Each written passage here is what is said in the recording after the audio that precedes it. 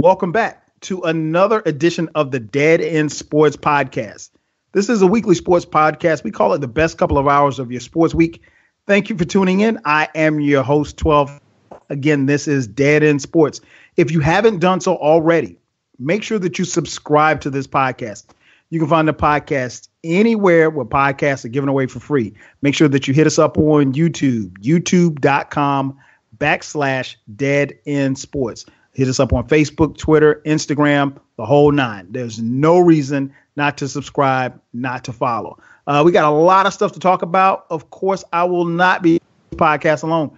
Joining me are the homies. First up, my man Beezy, 430. Beezy, what up, though?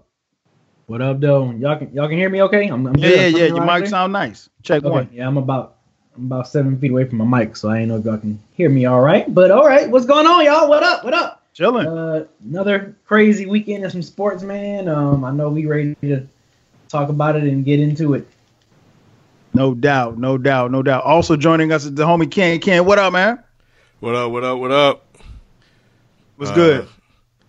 Nothing.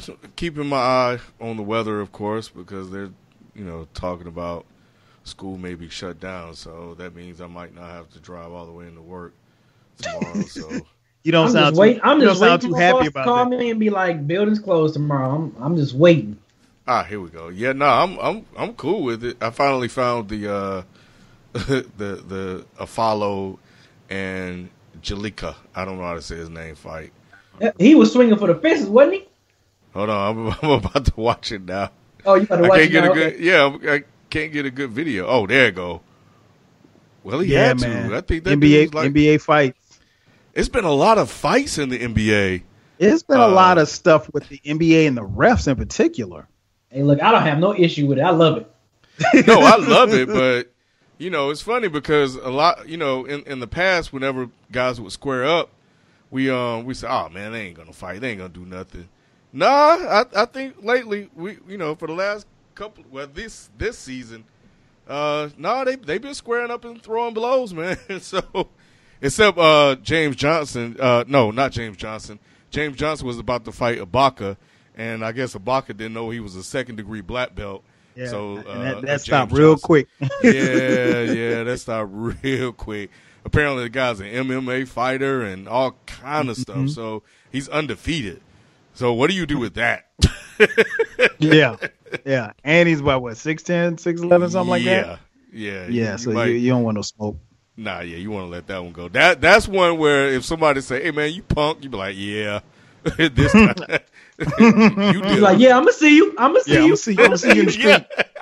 I'm going to get my goons. Because you definitely ain't going to do nothing. Nah. And then, of course, last night we had the Chris Paul versus his former team, the Clippers, and Trevor Ariza. And it's kind of sketchy as to what actually happened.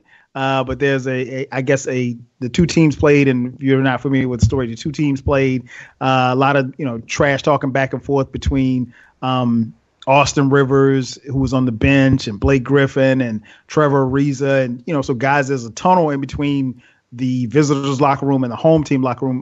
The home team was the Clippers, if I'm not mistaken. And this was Chris Paul's first game back since being traded from the Clippers. And they said those guys, were making their way to almost get into a fight or whatever like that. But cooler has prevailed. I think it's funny. I mean, the NBA is investigating it. I think, because no punches were thrown and nobody saw anything, I think they'll probably get fined. But still funny nonetheless, man. The NBA is kind of wild right now. Yeah, it is. It is. I expect there would be a memo sent to the NBA teams from Silverman, Adam Silver, commissioner. Adam Silver, about. And you got to figure that it's going to happen, and the reason being is because, and we talked about it just last week on the podcast. The NBA, as far as popularity right now, is at a very, very. They're riding a great wave. Ratings are up 20%.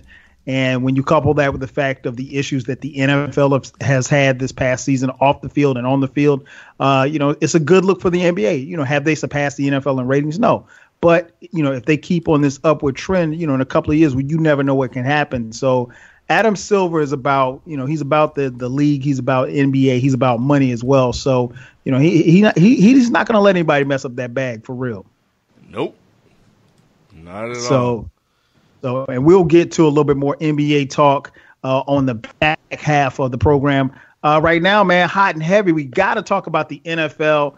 Let's talk about the divisional round, man. We had a crazy, crazy weekend this past in the divisional round. In the first game, the Tennessee Titans, well, it wasn't the first game that happened, but first game we're going to talk about, Tennessee Titans went to New England, got smoked by Tom Brady and the crew.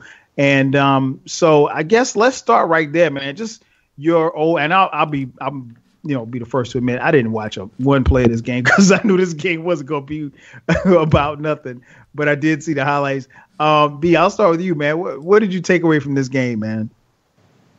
Man, the great coaching of the coaching staff of the Patriots, man. The way they make the adjustments, because at first, like the first quarter and a half, it seemed like Tennessee was getting a mojo. It seemed like it was a brink of can we be in for an upset? Because Tennessee, them boys came out playing. They wasn't scared. They was trying to take Patriots block off, and I was like, okay, but. Once you got into that middle of the second quarter, and then definitely once you got halftime, once you make the halftime adjustments, it was just a wrap. I saw Ken tweeted a few times about, the fix is in. Like, the fix is in. It was in, B, and you know it. Yeah, he was like, the fix is in. He said them calls, it was like a couple of calls that went right towards the Patriots' way, and it was a wrap after that. Ken was like, the fix is in. So, I don't know if it was... Man. Yeah, it was two. Yeah, it was two calls. I'm pretty sure King can know specifically which ones they were. But I thought at first Tennessee was, they was. Okay, Marcus Mariota looking pretty good against the great Italian company and stuff. But hey, Patriots show you why they're the Patriots, and I'm gonna give the stage to Ken on that one. Ken, what's your take on that game, man? All right, so look, man. We all knew that the odds of the Titans beating the Patriots were 0. I'm just gonna keep that high. Yeah. I mean, I think all of us picked the Patriots. No, I didn't. I'm not. I you didn't pick the Titans. Yeah. Can't pick the Titans. I'm not. I mean, he was just picking. Man. I mean, come on. Yeah, he's not picking the Patriots. He ain't gonna pick the Patriots tonight. But I mean, everybody listening, people that have listened to the show for a while know how I feel, so they understand or understood that pick. Nevertheless, but yeah, B, you're absolutely right. They looked like they drove down the field for their first score. I won't say they made it look easy, but they had a good game plan, and they put the Patriots on notice. Now, it's a long game, and we've seen throughout the course of these playoffs that we've seen big leagues in these games just disappear. This playoff football, and you got to play till the clock hits 000. Ask Stephon Diggs. So but what I liked the game plan. I liked what I saw, and then it happened. They were the Titans were marching down the field. Eric Decker picks up a big third down, converted a big third down. And within 5 yards, they called a pass interference call against him and wiped it out. Then the Patriots had the punt. The Titans had the punt. Then the Patriots go back down the field. And it was like, okay, well, you know what? That's football. Some calls like that will go against you. That's understandable. Throughout the course of the game, sometimes those come back to you. But the one that got me was the call reversal that gave New England a first down. The score was 14-7. I believe the Titans forced a 3 and very key, because after that it was over. They forced a 3 and out. The Titans were getting the ball back, and if you're the Titans, they're puppies. So you need as many breaks as possible. You need to be able to get this ball back to possibly go down and score at least a field goal, at best tie the game, and then all of a sudden you're like, oh, okay, we could play with these guys. But they called it they called it on the Patriots. Everybody's getting ready to set up for the next play, and they came back and reversed the call and said that the Titans were offside. And then they showed the replay, and you can clearly see the Patriots with the false start. My mind was blown. I could not believe what just happened. And at that point, I couldn't watch anymore. At that point, the Patriots just marched down the field, went up 21-7, and essentially the game was over. I mean, we all know at that point there was no way the Titans were going to come back from a 21-7 lead. Something like that happens to you. You're feeling good. It has to demoralize you. It's hard to overcome that. And for whatever reason, like I there was really no clear explanation. Everybody was bewildered. Even Dart Adams. Dart Adams is from Boston. He didn't understand. He'll take it because he's a Patriots fan, but he's from the city. It makes sense. Most diehard Patriot fans are going to take it, but I saw Twitter, and everybody on Twitter was like, what just happened? What happened? I don't understand what happened. And you know what? Like, basically I said the fix is in. It was clear as day. And it may be not in favor of the Patriots because they didn't need a lot of help. Right. But, Vegas had them projected to win that game by 2 touchdowns. And here go the Titans about to go in and score to, possibly tie the game. They were like, we can't have that happen. Flat. We need to take care of that. And then that's 35-14 blowout. Those are the things that really just bothers me with that organization. It was upsetting, man. I was like, wow, I just can't believe it. Like, if they just beat them straight up, which they were probably going to do more than likely anyway, fine. But it's not like they needed that. And I was just disgusted, man. I couldn't watch any more of the game. And at halftime, I was at my father-in-law's house. I got up. I was like, boys, pack up, get your stuff together. We got You had seen enough. I had seen enough. There was nothing else to watch. And I left and I went home. Then, and that was it. I was done. So, yeah, man, that's what I got from that game. It's just, I don't know what happened or why it happened. All I know is it happened. And man, that's crazy. And it's funny because like the game it was weird for me, man, because the game was on. Like I said, I didn't see the game. It was on, but I really wasn't like paying attention. Like I left out of the room, came back in the room, and it was 7-7. I came back and I was like, okay, it's 7-7. What's going on? And then next thing I know, it's they're making plays, and I'm like, okay, well, this game is, this might be competitive, but I'm still not sitting down and actually watching the game. And but yeah, stuff like that it's demoralizing because what happens is that they actually, when you have those kind of penalties and stuff like that, it takes away from the confidence of a team. So a team, especially a young team like the Titans,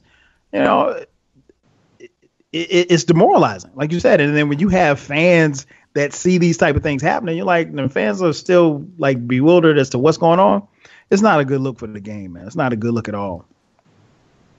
No, it isn't, man. And it adds to the narrative that the Patriots probably won't ever shake, that the NFL favors them.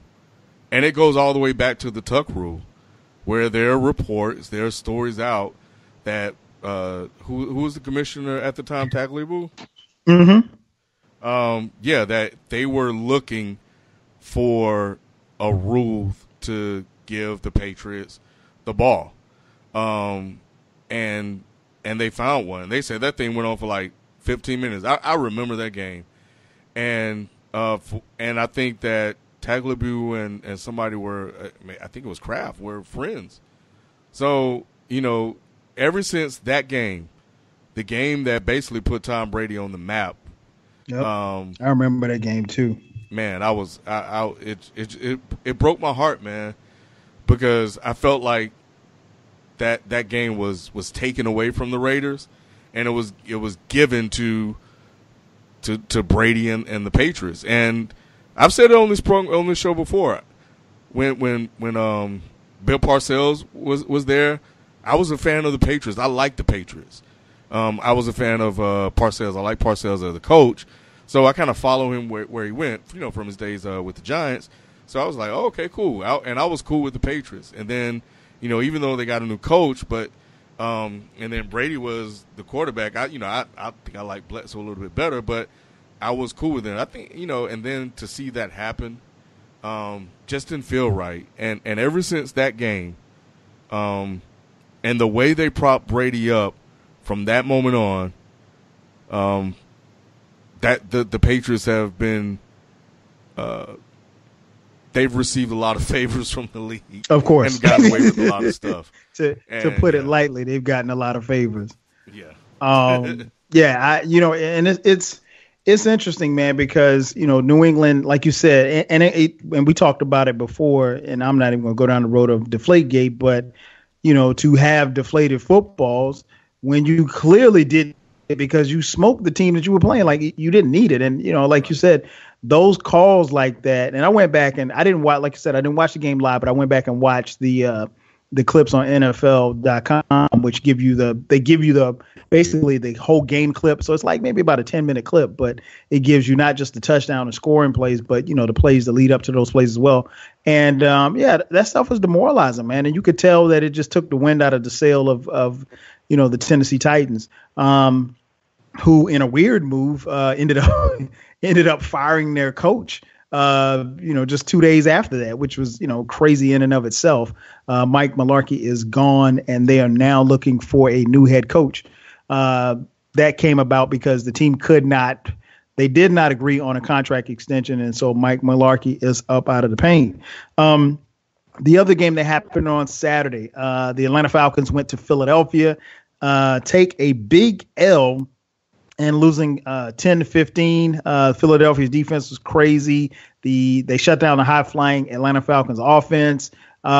B, man, what's your take on the Falcons Eagles, man? What did you take away from that game? Man, this was the one I thought the Falcons was going to pull out. When Nick Foles was going up against Matt Ryan, I was favoring Matt Ryan. Just because the more experienced QB. What happened with them last year, so I was kind of putting a little bit of faith in Georgia team. I was, and especially how well their defense looked. Last week against the Rams. I was like, okay, they get their offense going, and they'd be good. Julio Jones stepped up a little bit, so I just thought they was. But I guess lo and behold, man, the boys. What I thought about? I thought about like when in the season when the Eagles had Carson Wentz, and how like everything was fun and how how the team was just rolling. You know what I'm saying? Like just as a whole. And I think I felt like they was like, let's do this for our man Carson Wentz. Let's ball out. Let's not because they know the NFC gonna have to go through Philly, right? I think it's at Philly, right? It's gonna be at Philly. Yeah. So they know that it's gonna have to be at Philly. So. That's the best way. So they like, let's just do this for our main Carson. Let's have fun. Remember, they was taking pictures and doing the electric slide when they was rolling. Yeah. And I think they tried to get that essence back as a team, against the Falcons, and they did. I mean, the defense stepped up big time, and if the defense looked like what we just saw against the Falcons, I think we're gonna be in for a treat for this NFC Championship game coming up next week. This upcoming week. Yeah, that should be pretty interesting. But yeah, man, I think Eagles, them guys, they put together, man, and they got behind their QB Foles. He got that win, got the clutch win, and unfortunately that Julio Jones couldn't hang on to that ball in that last clutch pass, man, that Matt Ryan threw to him to try to seal the game in that touchdown. But other than that, hey, Eagles. Hey, I ain't mad at Eagles, man. Shout out to the folks in Eagles, man. There's gonna be a chance for them to get their first. We're now out of the 4 teams. We have 3 teams that can possibly be a first-time Super Bowl winners in Jacksonville, Philadelphia, and Minnesota. So, shout out to some new faces, man. Let's get some new faces in there, some first-time winners. Definitely. Ken, what about you, man? Your take on the Falcons going up to Philadelphia and coming up short? Well, I had the Falcons going to the Super Bowl. The Eagles were in their way. this game was theirs for the taking, and Sarkisian, for whatever reason, decided to operate with half of the field on 4th and 2 and do a rollout with immobile Matt Ryan. Not only that, Kyle, he had the fullback Derek Coleman in the slot. I don't know if you knew that. Oh my God, I saw the play, man. Yeah. So it's 4th and 2, season on the line. You got a chance to win a very, very tough defensive game, and I don't know. You don't have Devontae Freeman or Tevin Coleman in the in the game, to at least give you another option. Nope. If anybody should know about squandering opportunities at the goal line, it should be Dan. And it's inexcusable, man. I just don't understand. Now, but you're preaching though. You're preaching for real. Hey, like, what are you doing? I gotta give Philadelphia a lot of props. I didn't watch football this year, so I didn't get a chance to see that. That was my first time watching that defense. That defense is for real. Them boys can play. Can play. But the Falcons made the plays they needed to make. I'm talking about 4th and 6.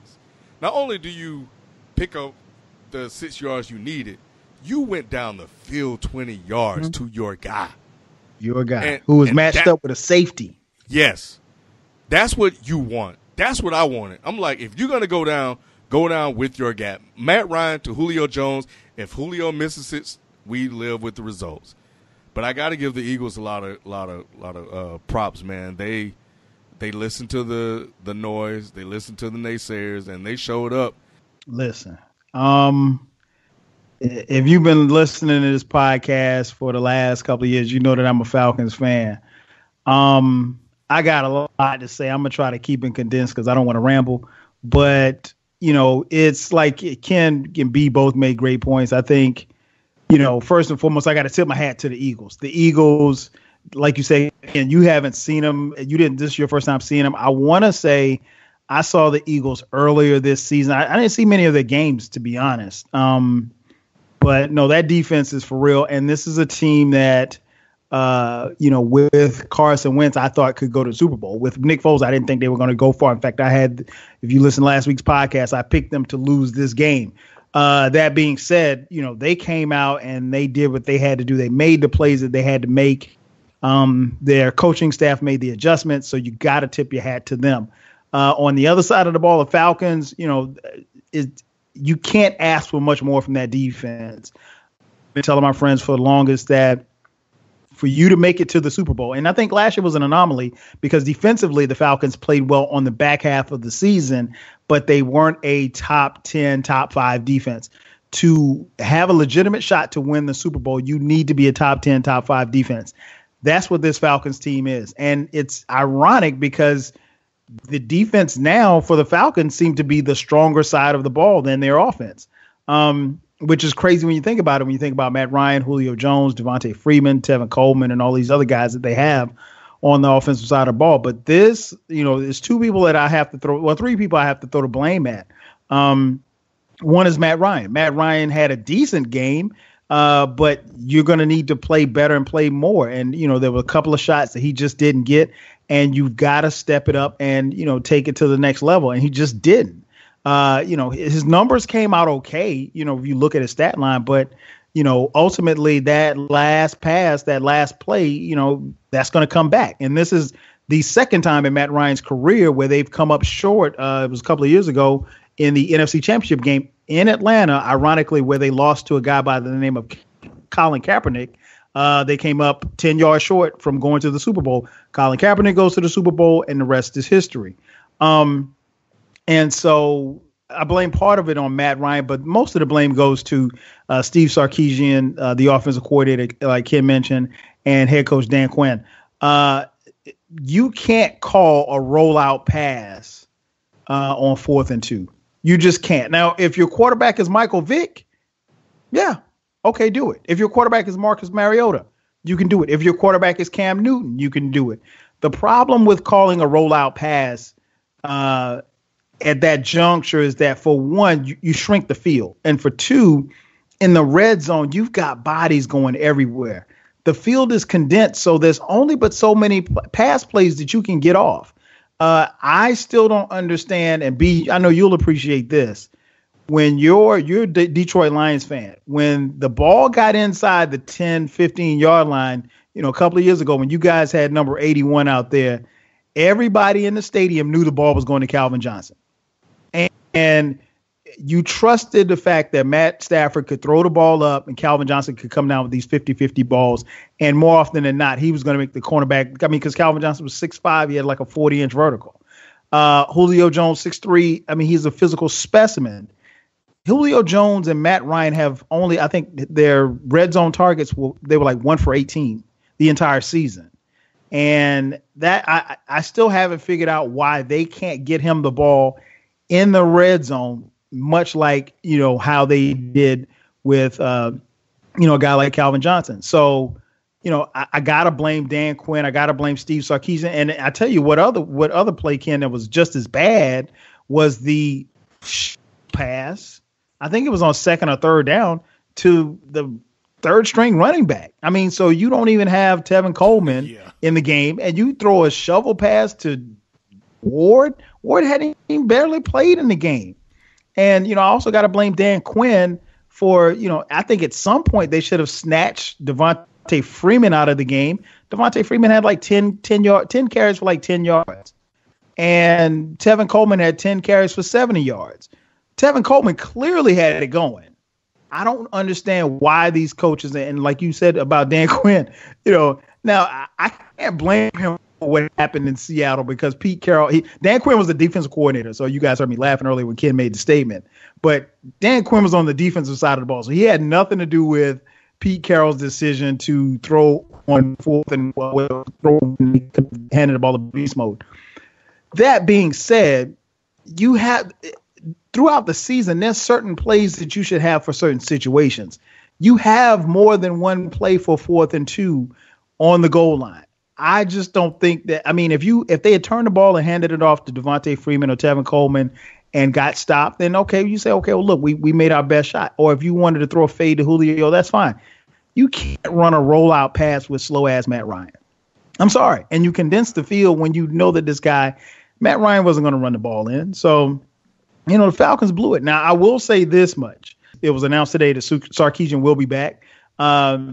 Many people really did not like Mike Shanahan, who was the Falcons' previous offensive coordinator when he was here in Atlanta. Kyle Shanahan. Yes. I'm sorry. What did I say? Mike? Okay. Mike, yeah. Yeah, that's his daddy. Kyle Shanahan. They didn't like him. He struggled in his first year as well. And then obviously his second year was the year where the Falcons had the high flying offense. So maybe 1 year under Steve Sarkisian, this Falcons offense can get it together, much like they did because they were trying to run Shanahan out of Atlanta the same way that Sarkisian is being run now. So that's something to look forward to, Falcons fans. I think if this offense gets it together, this team could, and it's not me being a fan, I really think this team can be playing for a Super Bowl in 2019, and the Super Bowl is held right here in the city of Atlanta. They could play right here. You heard it here first. Would it be crazy if Minnesota make it to Super Bowl? Because I think Super Bowl is going to be in Minnesota. It's in Minnesota, man. I would love for that to happen, man. I spent a year living in Minnesota back in 2010, living and working up there. Yeah. And when I tell you these fans, man, I love their fans because they are so passionate. And I think part of the reason why there's an affinity for me for those fans because they've seen so much and come so close and not been able to get over the hump. And if you look at it geographically, Minneapolis, the Twin Cities, it's only like a couple of hours drive from Wisconsin. So, if you're in Wisconsin, everybody's Green Bay fans. And then you have a lot of people in Minneapolis and in Twin Cities area who are from Chicago. And so you got Bears fans. So, if you think about the last 20, 30 years, just from the team's perspective, Green Bay's had their success. Chicago had their run or whatever like that. Minnesota hasn't. They've had a couple of good years here and there, and they've gotten close, but they're kind of like the little sister the little brother to these other big brothers. So their fans, man, one thing I learned just from living up there and working up there, those fans are very passionate and they really, really want to see this team win, man. So I couldn't be happier for that fan base. I really hope that they do it. That'd be crazy. You win your franchise Super Bowl, your first franchise Super Bowl in your stadium. Well, now this won't be their first franchise because they've been to 4 other Super Bowls. Super Bowl before? Well, it was in the 70s, so we were little kids. You know what I'm saying? They won a Super Bowl since the Super Bowl era. No. They've been to 4 and they're on 4. They've never won a Super Bowl in their franchise, but they went 4 times, I think, in the 70s, and they never could get over the hump. Oh, that's what I mean. Like, that's what I was saying. I'm not first time. I mean, like first time. No, I know what you mean. Yeah, and the closest that they got after that was in 98 when they went 15. This was Randy Moss's first year in the league when they went 15-1. They had Randall Cunningham, Robert Smith, Chris Carter, high flying 15-1, and then they get to the NFC Championship game, lost to the Falcons. Yeah. The Falcons go to the Super Bowl. Minnesota, loses or what have. So they've experienced heartbreaking. We're going to talk about that game in just a second, but so we flip it back and let's take it to Pittsburgh. A crazy shootout. If someone had told you that the Pittsburgh Steelers would put up 42 points and still lose the game, I would have probably told you were crazy. Ken, what did you take away from that Pittsburgh Jacksonville game? I feel bad for the brother, Tomlin. He's going to catch it. I made the mistake of clicking on the hashtag after the yeah, I did. I don't know. I knew what people were going to say about him with that onside kick. I don't agree with the call. I think that was a bad call. But I'm not a coach of the Pittsburgh Steelers. I'm just a guy talking in a microphone and I type on Twitter. So I don't have to make those calls and be heavily criticized for it. And Tomlin is a man's man, and he's going to make his calls. He's going to stick behind it. He don't care what you think. But I felt bad for the brother because I don't think he was given a fair shot at winning that game. I'm going to say something that not a lot of people are saying in the sports media. Tomlin is the one that kept them in that game. Tomlin, outside of that one call, I feel is the one that kept them within a shot of winning that game. The reason why I say this is because Big Ben, again, threw them in a deficit. 2 of his turnovers led to 14 points by the Jacksonville Jaguars. The fumble, which was a stupid score. Mm-hmm. You take away that, odds on they're going to win this game. Possibly. We don't know. But it helps. He threw an interception to Miles Jack. Great play by Miles Jack. You got to give him props for making a hell of a play, tiptoeing on the sideline to pick that ball off, put him in the red zone. They don't have to drive the field, and you don't get a chance for Labordos. I call him Labordos because he you don't give a chance for Labordos to make a mistake. Labordos. Yeah. And I'll get to him in this. No, I'll just go ahead and say it. I think he did what he needed to do in that game to give the Jacksonville Jaguars a chance to win, and he came out the victor in spite of what people have said about him, especially going into the game. But you're in a 21-7 hole. You're in a 28-7 hole again, but that team fought, and they did not quit. They did not quit because Tomlin is not a quitter.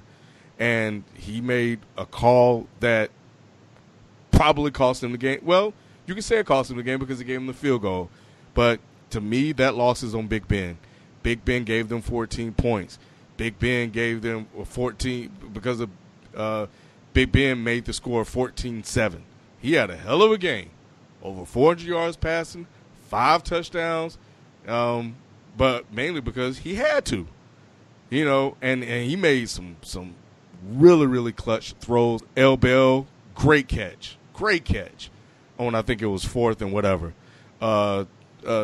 Antonio Brown, great catch again down the sideline. Great throw by Big Ben. I think that was another big play in the game. But he put them in that hole. And he put them in a situation that made it tough for a defense without Ryan Shazier to come back from, a team that wanted to play them. For me, man, I know a lot of people are going to talk about the talking and looking ahead and all of that other stuff. I feel like football needs more of that. I feel like football is too PC. So I'm a fan of them talking crap because it makes the game fun. It gives us stuff to talk about before and after the game because it plays out on the field. It's disappointing, man. And I hate to see that it went down like that, but I am really, really interested in seeing what this team does in the offseason because I think there are some changes that need to be made. And I'm curious to see if Tomlin is going to make them after the season. But you can't be a bad coach and go 13-3. I'm sorry. There it is. B, what about you, man? What did you take away from Pittsburgh, Jacksonville? And Jacksonville defense, for real. Sassy Ramsey. Is it, B? Is it? They gave up 42 points, man. Hey, man. But they gave up 42. That's a high-flying offense, man. It's a high-flying offense. But look. Sassy Ramsey, I'm rooting for him. I'm rooting for Jacksonville. I think Jacksonville, look, they got a good running game. If Blake Bortles can get his Trent Dilfer on and just manage the game, I think Jacksonville would be all right, man. But I thought the game itself, I didn't expect, Pittsburgh to score 42 points against that Jacksonville defense that's been so highly praised. We know that Pittsburgh is a high offense, high power offense, but still, if you a defense, a shut down defense like that, no team shouldn't score 42 points on you. That's just unacceptable. But you got the win, so that's the most important thing. But yeah, I thought it was an entertaining game. I thought Antonio Brown made plays when they mattered the most. Le'Veon Bell made some great plays as well. I thought the players. I agree with Ken. I completely agree with Ken. I think the coaches. It falls on some of the coordinators. You know what I'm saying? I think the coordinators could have, managed this better. But for Big Ben, you got to call that QB sneak. You got to. Dude is huge. It should have been plenty of times you could have called a QB sneak to get those first downs, man. But, I think, hey, look, I like it. I thought it was a very entertaining game, man. I hope we get that same in the NFC game. And, Ramsey already talking about and we going to win that bit. We're going to win that game, and we're going to win that. All right, Ramsey. All right, I see you. So, yeah, man. Hey, I'm looking forward to it. I think this is going to be very entertaining. Unfortunately, just like Ken, I was rooting for the brother. I was hoping Tomlin would get the W and to have that, that the Patriots and the Steelers game that I think a lot of us been predicting since mid-December. Mm-hmm. So, this is unfortunate. But you know what? Look. Like I said before, new faces. You got Jacksonville in here. Got a chance to play in the Super Bowl and get their first Super Bowl if they can get past the Patriots. It's gonna be hard going up to Gillette Stadium, but it's gonna be fun. But yeah, I feel I like Antonio Brown. I like Le'Veon Bell. Like to me, I think them two guys are like the best at their position right now. Oh, no question. The best running back, Le'Veon Bell. He's he can do it all, and the best wide receiver is Antonio Brown. And I hope we know how much of 100% that Antonio Brown was. Was he like 100%, or was he like 85, 90%? We don't know, but he looked good out there playing, man. He was making some plays, and I love Ramsey for having the guts to go out there and guard him a lot. You know what I'm saying? So yeah, I just unfortunate that Steelers the brother lost, and like I think you mentioned, Kyle. He's gonna be on a hot seat, man. I hate that. Yeah, and we'll come back to that in just a second. Man, you guys made some great points. I think now I will disagree with Ken. I think some of this is on Ben Roethlisberger, and the reason why I say that is because I say some of it's on Ben. I won't put it all on Ben. I'm looking at the stats, Ken. Ben threw 37 for 58 for 469 yards. So, it's only and 5 touchdowns. So it's only but so much blame I could give to a guy who throws for nearly 500 yards in a playoff game and 5 touchdowns. But the interception and the fumble subsequently led to 14 points. Keep in mind, Jacksonville jumped out on them 14-0. Right. And if I'm not mistaken, it might have been 21-7 before the Steelers got rolling. So I understand and agree with you on Tomlin, keeping the team focused and, giving them the opportunity to fight back. And they did fight back. And like I said, the score was, 45-42, but it really wasn't that close. I mean, Pittsburgh scored on the last play of the game. But I think ultimately what did them in was obviously the lack of defense. I'm looking at the stats here, and Le'Veon Bell has, B just mentioned, he's the best back in the game. He's only got 16 carries for 67 yards. Now, I know part of that was because they were behind, but still, you still have to kind of make some type of commitment to the run. Now, they did keep him involved because he did finish with 9 catches for 88 yards. So, he spread the ball around, but conversely, to me, this game was about Jacksonville. Jacksonville came in very confident. They heard all of the rumblings. They heard guys like Mike, what's his name? Mike Miller. Oh, I think that was his name. The safety for Pittsburgh, Mike Mitchell, I'm sorry, who was allegedly standing outside of their locker room yelling, "You're going to remember my name. You're going to remember my name." Yeah, they remembered your name because they kicked your ass. This game was about Jacksonville, man. Blake Bortles is trash. I'm not going to sit here and try to make it sound like he's anything but what he is. But that being said, and I tweeted this on Sunday, he's out here on his Trent Dilfer. And he did a Trent Dilfer, the best Trent Dilfer impression that I've seen in a while. He managed the game. He made like 4 or 5 throws that he had to make, and he didn't turn the ball over. And, they started him off. He was just little dump passes. I think the first 2 or 3 plays that they ran were, just little dump off screen plays or what have you, something to get him going. Fournette, I mean, Ken and B have been singing this guy's praises since he was at LSU. Ain't nothing changed. This dude is a monster. And like Ken said, if he doesn't go out with a sprained ankle, I think it personally could have gotten worse for the Steelers. The Steelers kind of made their run when Fournette was out of the game. But that dude is a beast, man. If he stays healthy, the sky's the limit. He is easily going to be, for you fantasy, if you haven't picked him up in fantasy this year, trust me, he's going to be coming off the boards for a lot of fantasy cats come next year early. But, I mean, I'm looking at the stats. Their leading receiver was TJ Yeldon with 3 catches for 57 yards.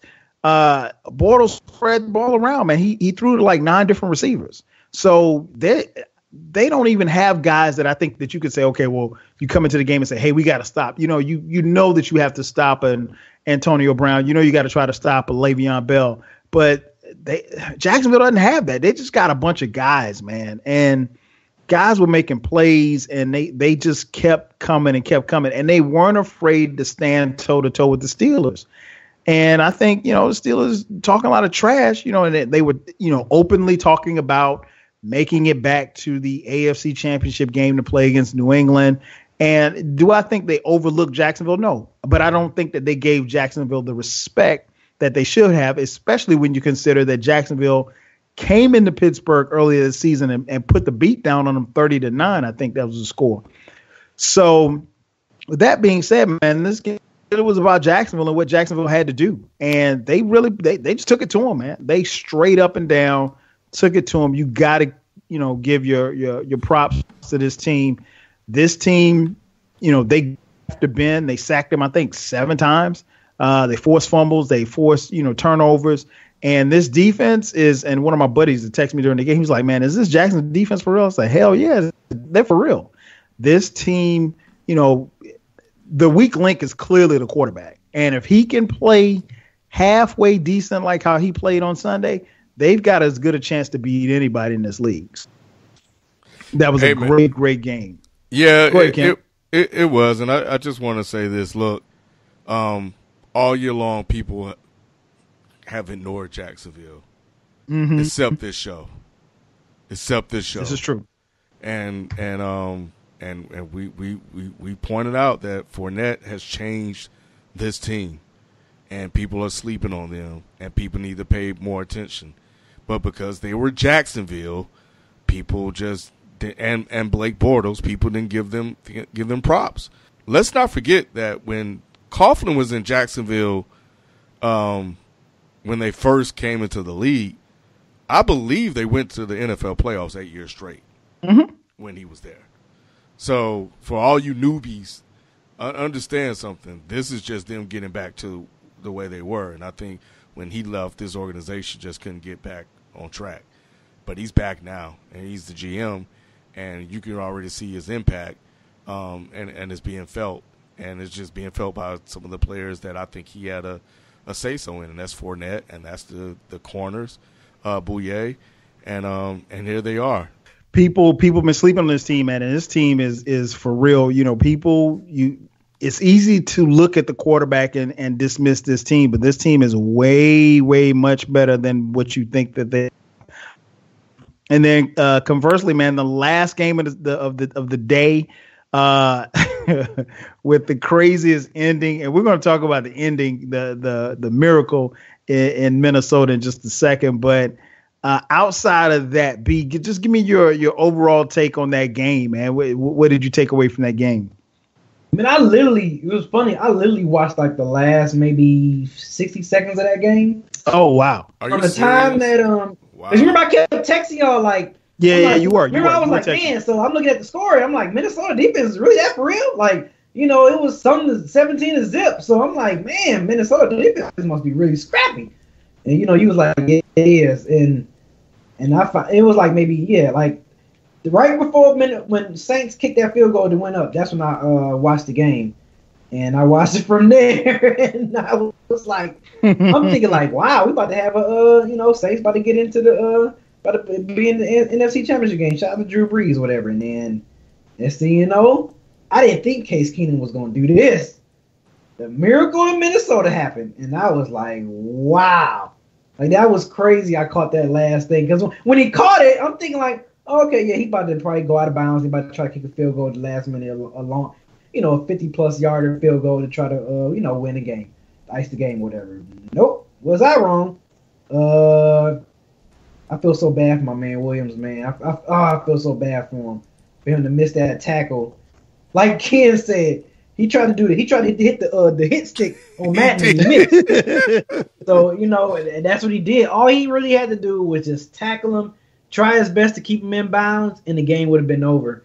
But that was crazy. That was like a crazy ending. I mean, off the top of my head, I can't think of a crazier ending.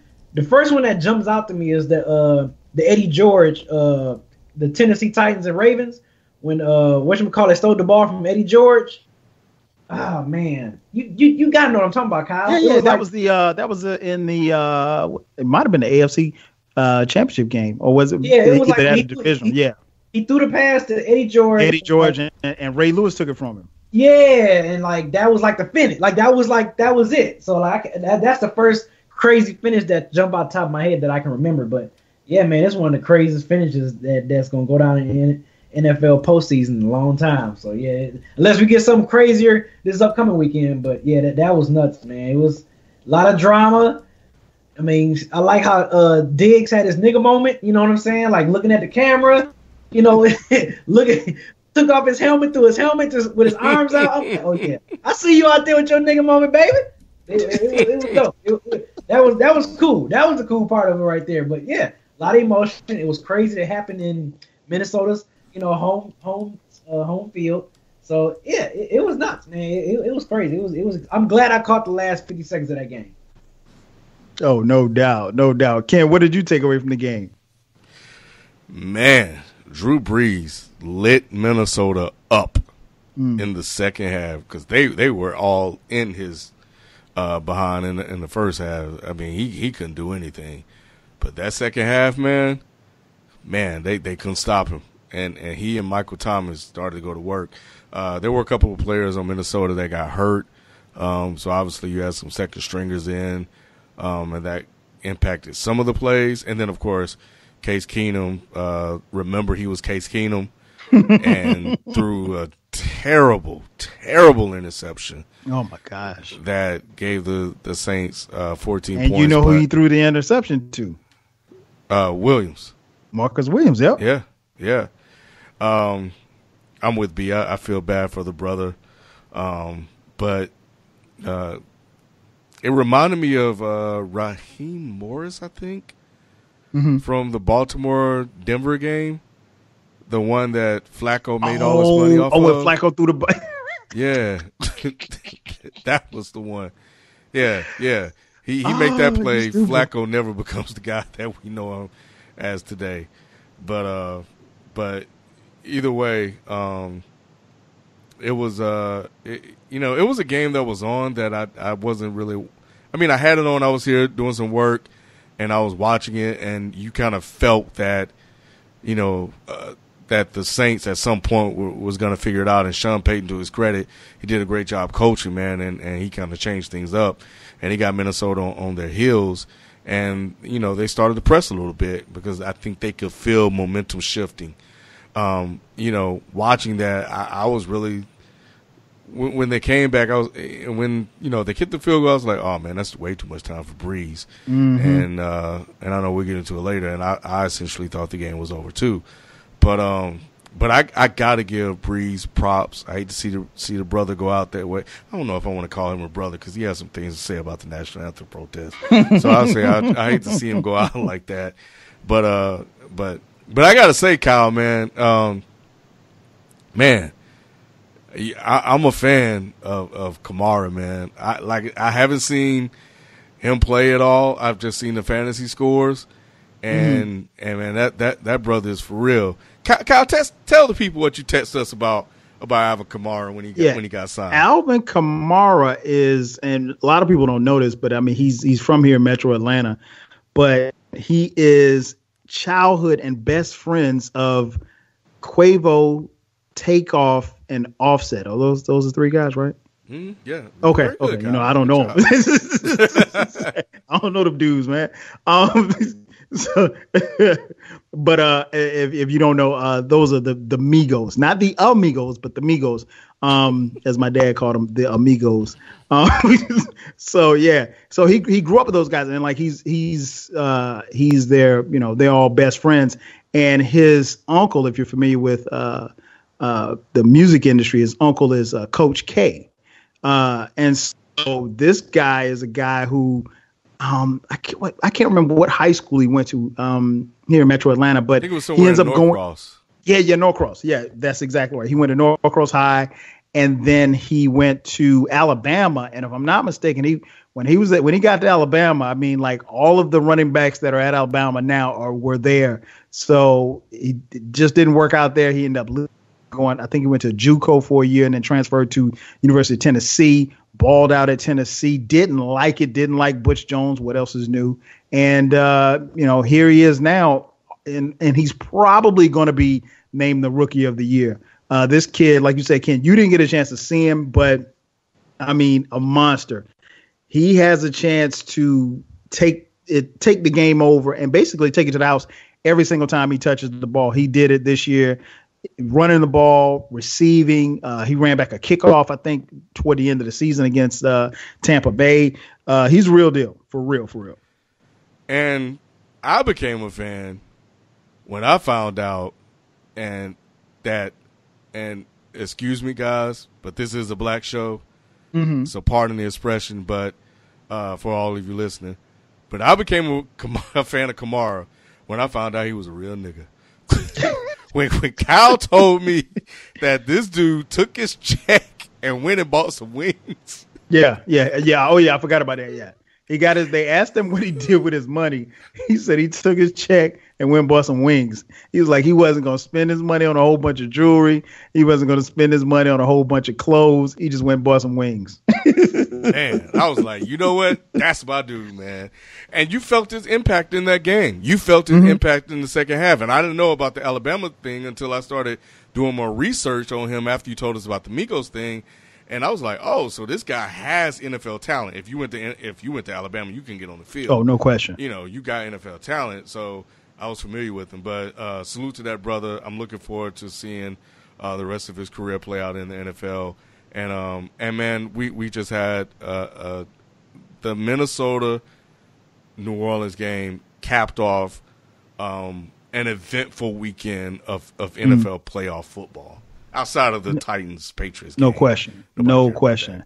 I think the only thing I'll add to that, man, you got to give, Sean Payton and Drew Brees a lot of credit because, man, Minnesota jumped out on them 17-0, and it looked like it wasn't going to happen. And then, like you said, Case Keenum kind of started looking funny in the light. He started looking like Case Keenum. And, I think that's something that Minnesota obviously has to touch up on this coming week because, down the stretch, they didn't play well. And, I mean, you can only, they stopped moving the ball. They stopped doing what they needed to do. They stopped giving the ball to Bryant. And so, it was a situation where Case Keenum was forced to make plays, and the Saints have a good defense. They're led by, the Williams kid, who infamously became the GOAT, Lattimore on the corner, and, they're good up front with Cameron Jordan. So, tip your hats to the Saints. Man, I don't like the Saints. I never liked the Saints. I hate the Saints. But I will say this much. They came to play, and they did not give up in that game.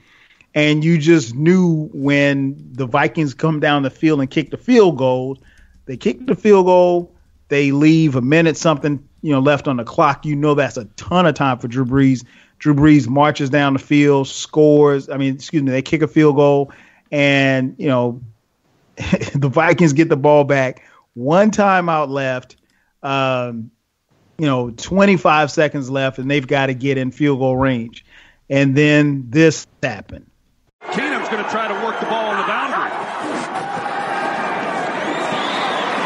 Keenum steps into it. Pass is caught. Diggs! Sideline!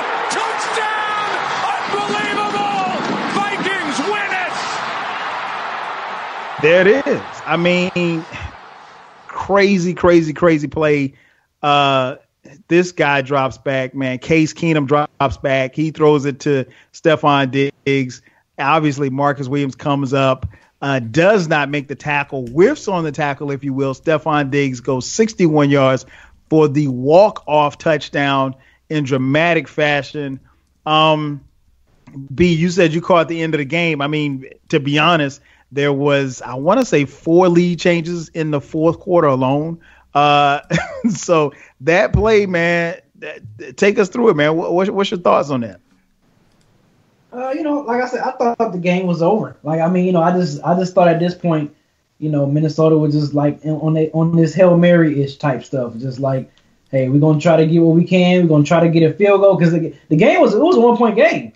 So, I'm looking at like Minnesota going to try to get a field goal so they can, win this thing at the least. I didn't think it was going to be a touchdown. So, Case Keenum drew back. He threw the ball. I'm like, okay, all right. He caught the ball. Oh, my God. And then, like, when my man missed the tackle and I didn't see nobody else behind him and he was running clear and the announcer started going crazy, I was like, wow. I was at the house at that time. I was like, wow. I literally said wow just like that as I was watching, like, wow. Like, that's crazy. I couldn't believe that fool was – and then they showed the history play. They showed Williams literally, and quote Ken, did the Madden hit stick and missed. And I was like, what was he thinking? I said, dude, he had one job to do. And that's just let him come down that ball and just be right there to put him down. Be right there to take him down. And let the clock run. Because they didn't have no more timeouts. And you didn't want to get him out of bounds. All you had to do is just hurry him, just put him down. Mm-hmm. And, I don't know if the young brother was just thinking too much or just, oh, man, I just feel so bad for him. But, yeah, watching that live, it was just kind of like, damn, I can't believe this is really, like, happening. Like, Minnesota won. Like, I literally was getting ready to pencil in Saints versus Philly, for the NFC championship game. And you did. You sent us a text. Yeah, I did. Yeah, I really did. We I all thought did. It was over. I thought it was really over. So when I saw that, I was just like, wow. Like, I just couldn't believe it, man. It was crazy. Like, I love when you catch live moments like that. When you watching sports in general, whether it's baseball, walk-off homer, basketball, or football like that. It's just like, damn. So Yeah, man, it was cool. It was dope. I'm glad I caught that. Like it was really cool. I didn't think Case Keenum had it in him because, like Ken said, he looked like he did some bonehead throws where it was like, okay, this the Case Keenum we know. Like this the guy that can make some bonehead plays, when it counts. But hey, he stepped up. Diggs made a heck of a catch, jumped up, both arms up. I mean, he reached up for that ball. Mm-hmm. He got it, man. So hey, kudos to Minnesota. The miracle in Minnesota, man. Crazy finish. True indeed. Ken, what about you, man? Walk us through your thoughts on that play, man. Man, number one, I felt really, really bad for Minnesota. That's what was going through my head because, there's been this growing talk about them possibly playing in the Super Bowl in Minnesota. And again, here we are with them suffering heartbreak. We remember the missed field goal with Seattle. Remember the missed field goal back when they played Atlanta, I think. Mm-hmm. Like this team has just suffered, over time, and here we go again, and the story somehow rewrote itself to an ending that even if I know they want more in Minnesota.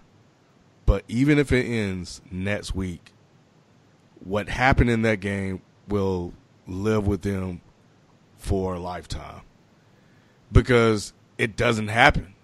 Mm-hmm. They're saying that this is the first walk-off touchdown in NFL history. And it happened last weekend, and the fans got a chance to see it. Again, I thought Case Keenum, honestly, I mean, now we can go through it. It looked like Case Keenum was intentionally threw the ball. I thought he closed his eyes and threw the ball and just wished for the best. The way he lofted that ball up. That's what it looked like. It looked like the interception he threw. But apparently that interception was so terrible, too. Yeah. It looked just like that. So when Diggs caught it, I was like, oh, snap, he caught it. And I looked at the clock, and it was like 2 seconds, but it was enough time for him to get out of bounds. He was right at the sideline. Mm-hmm. And one thing I've noticed in the playoffs this weekend is that they're going to stop that clock with 1 second left. Oh, no question. New England got one. Yeah, Philly got one. Hey, especially if you're at home in Minnesota. Yeah. If that were the Saints, no, they're not stopping the clock. Nah, if that was the Saints, they'll let it run an extra second or two. But that's why you have home field advantage. And that happened twice this weekend. So they would have got a chance to kick it. Now, would they have made it? We don't know. But at least they would have gotten a shot. But when he caught that ball and put his hand down, turned around and started running, my first reaction was, what are you doing? Get out of bounds. And then, like B said, you hear the announcers yelling, and I'm like, oh, snap, there's nobody there. And this dude went in, and I tweeted, I was like, did that just happen or something along those lines? Yeah. I just couldn't believe it. It was incredible, man. I'm glad I got a chance to witness it, live, and what a great game. And I honestly, while I was happy for the Vikings, I felt so bad for the Saints, but somebody had to come out a loser of that game. And the last thing, it just pretty much sealed it that Brady will end up facing Nick Foles or Case Keenum in the Super Bowl. Yeah, I know, right? What kind of shit is that? Yeah. Hey, Ken, that was the downside to Sunday. I was like, damn, the two teams that I thought they had a legitimate chance at beating New England either in Pittsburgh or the Saints. Both got knocked out. So, and I can throw the Falcons in there too. I thought they probably had a legitimate shot at beating the Patriots, but we can hope and pray. This play, man, was so crazy because I want to say 2 plays prior to that they did like an overhead shot of the field, and I'm watching the game with my 2 sons. My middle son and my youngest son, older son is off to college. So and I tell my middle son Cameron, he's 16. I said, what did I tell him? I said, well, if you see how he said, well, Dad, why are they standing because you could see from the overhead alignment that the corner and the nickel back were almost standing on the sidelines, almost for the Saints. And I said, well, what they're doing is they're guarding against the sidelines. So because at this point, I think they were down to maybe 15 seconds or something like that. I said, they know that the Vikings can't throw the ball in the middle of the field, because at that point, you really can't throw the ball in the middle field, get tackled, and then come up and spike the ball. You're probably going to run out of time, right? So when they got down to 10 seconds, which was what was left after that last incompletion, I was telling him, I said, well, and right before they broke the huddle, I said, well, what he's going to try to do is he's either going to go left or right. I said, the only pass that he can throw is a post corner. And he said, well, why you throw a post corner? I said, because if a post corner is thrown correctly, it's going to lead the receiver out of bounds. I said, and that's his best bet, to go maybe 20, 25 yards, get out of bounds, and then give your kicker a chance to kick a field goal. And so that's exactly what they run. So if you watch the clip again, if you see the overhead shot, one guy runs a short post corner and Diggs runs a deep post corner. The deep post corner, so where he catches the ball, he catches it between the corner and the safety in a 2D. They were in some type of cover two shell, what we used to call cover two shell. And so he catches it where it's supposed to be caught. It's a great thrown ball, great route. The problem is that when Williams is coming up, all he has to do is like B said, make the tackle. He doesn't have to knock him down. If he pushes him out of bounds, then I think Diggs probably goes out of bounds at the 32. So you're talking about what, a 50-yard field goal, which is makeable in the dome. And I think that kicker, he can hit from 55, 56 yards. So, no, you still don't know. But if Williams pushes him out of bounds, or, let's say Diggs to catch and goes out of bounds, his momentum carries him out of bounds, then Williams isn't the GOAT. You know what I'm saying? But because he comes up, and I think he came up so fast, he was like, okay, I'm just going to cut him. And he went to hit him low, and he just dropped his head. And I think that's part of the problem with a lot of defensive backs, not only in the NFL, but in college as well, is that instead of this every Sunday, right? Instead of trying to make the tackle, they try to blow the guy up. And he goes to hit him, and not only does he whiff, he doesn't even, and then he takes out the other corner that's over there. So once Diggs makes the Diggs makes the catch, he's like, oh snap, let me put my hand down. I put my hand down, and now it's nothing but green grass, and all the Saints see is ass and elbows because Diggs is on his way to the end zone. And so I've been watching NFL, man, since 1976. I've never seen anything like that. And I think I felt good for the fans. I mean, obviously I don't have anything vested in it other than the fact that I hate the Saints. I think for us fans, we've been through a lot as far as fans of football, fans of the NFL. We've been through a lot this year as far as what we saw and all of the other stuff that didn't have anything to do with football and everything like that. And I think we really got treated to, 3 really, really good games. Like Ken said, the Patriots game really wasn't that much fun to watch. But like B said, I think we should be happy that we got a chance to see that. And even if it ends this coming weekend for Minnesota, I think, those fans got a chance to see something that, trust me, I don't think you'll ever see that again. Not in that fashion, because, statistically, they probably had like a 3% chance of winning that game. And Stephon Diggs, makes a great play. Case Keenum makes a great throw. Williams, for the Saints, he's going to have to live with that. And, unfortunately, that's going to carry with him until, maybe he gets the opportunity to redeem himself. But all he has to do is make the tackle. If he comes up and catches Diggs and grabs him and throws him and keeps him in bounds, the ball game's over. It's just a 25-yard completion and game's over. And, but he doesn't, and the rest is history. So, the miracle in Minneapolis was miracle in Minnesota, was something special to see.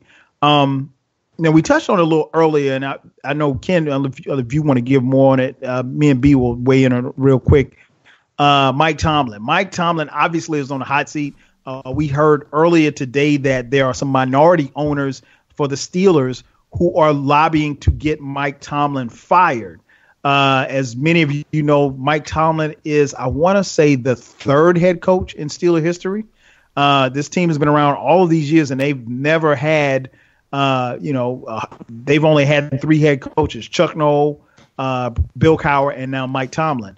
And like you guys know, we're pro brother over here, so we don't want to see the brother get fired, but Mike Tomlin made some very questionable calls in that game. The decision to go, both he and the offensive coordinator, Todd Haley, toss sweep on 4th down.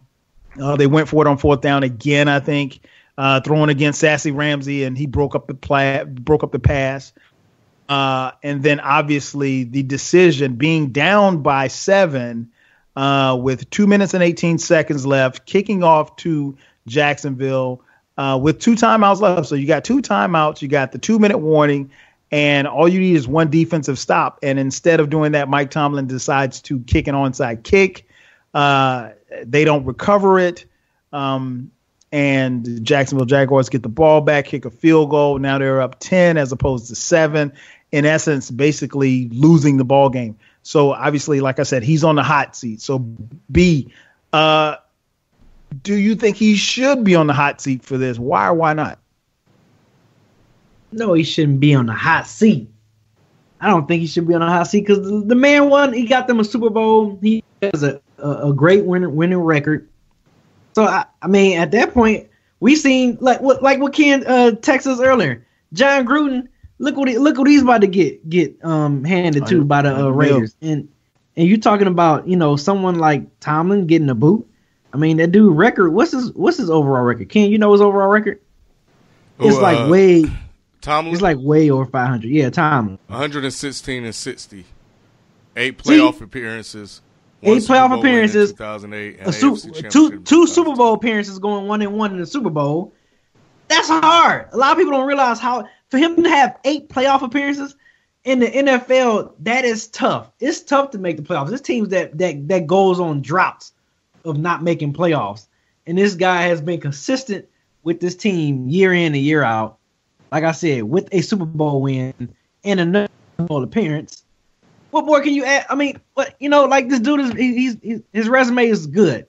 I think you should still it shouldn't be on the hot seat. It's crazy that this man's job is in jeopardy, or it seemed like it's about to be in jeopardy going heading into this off season.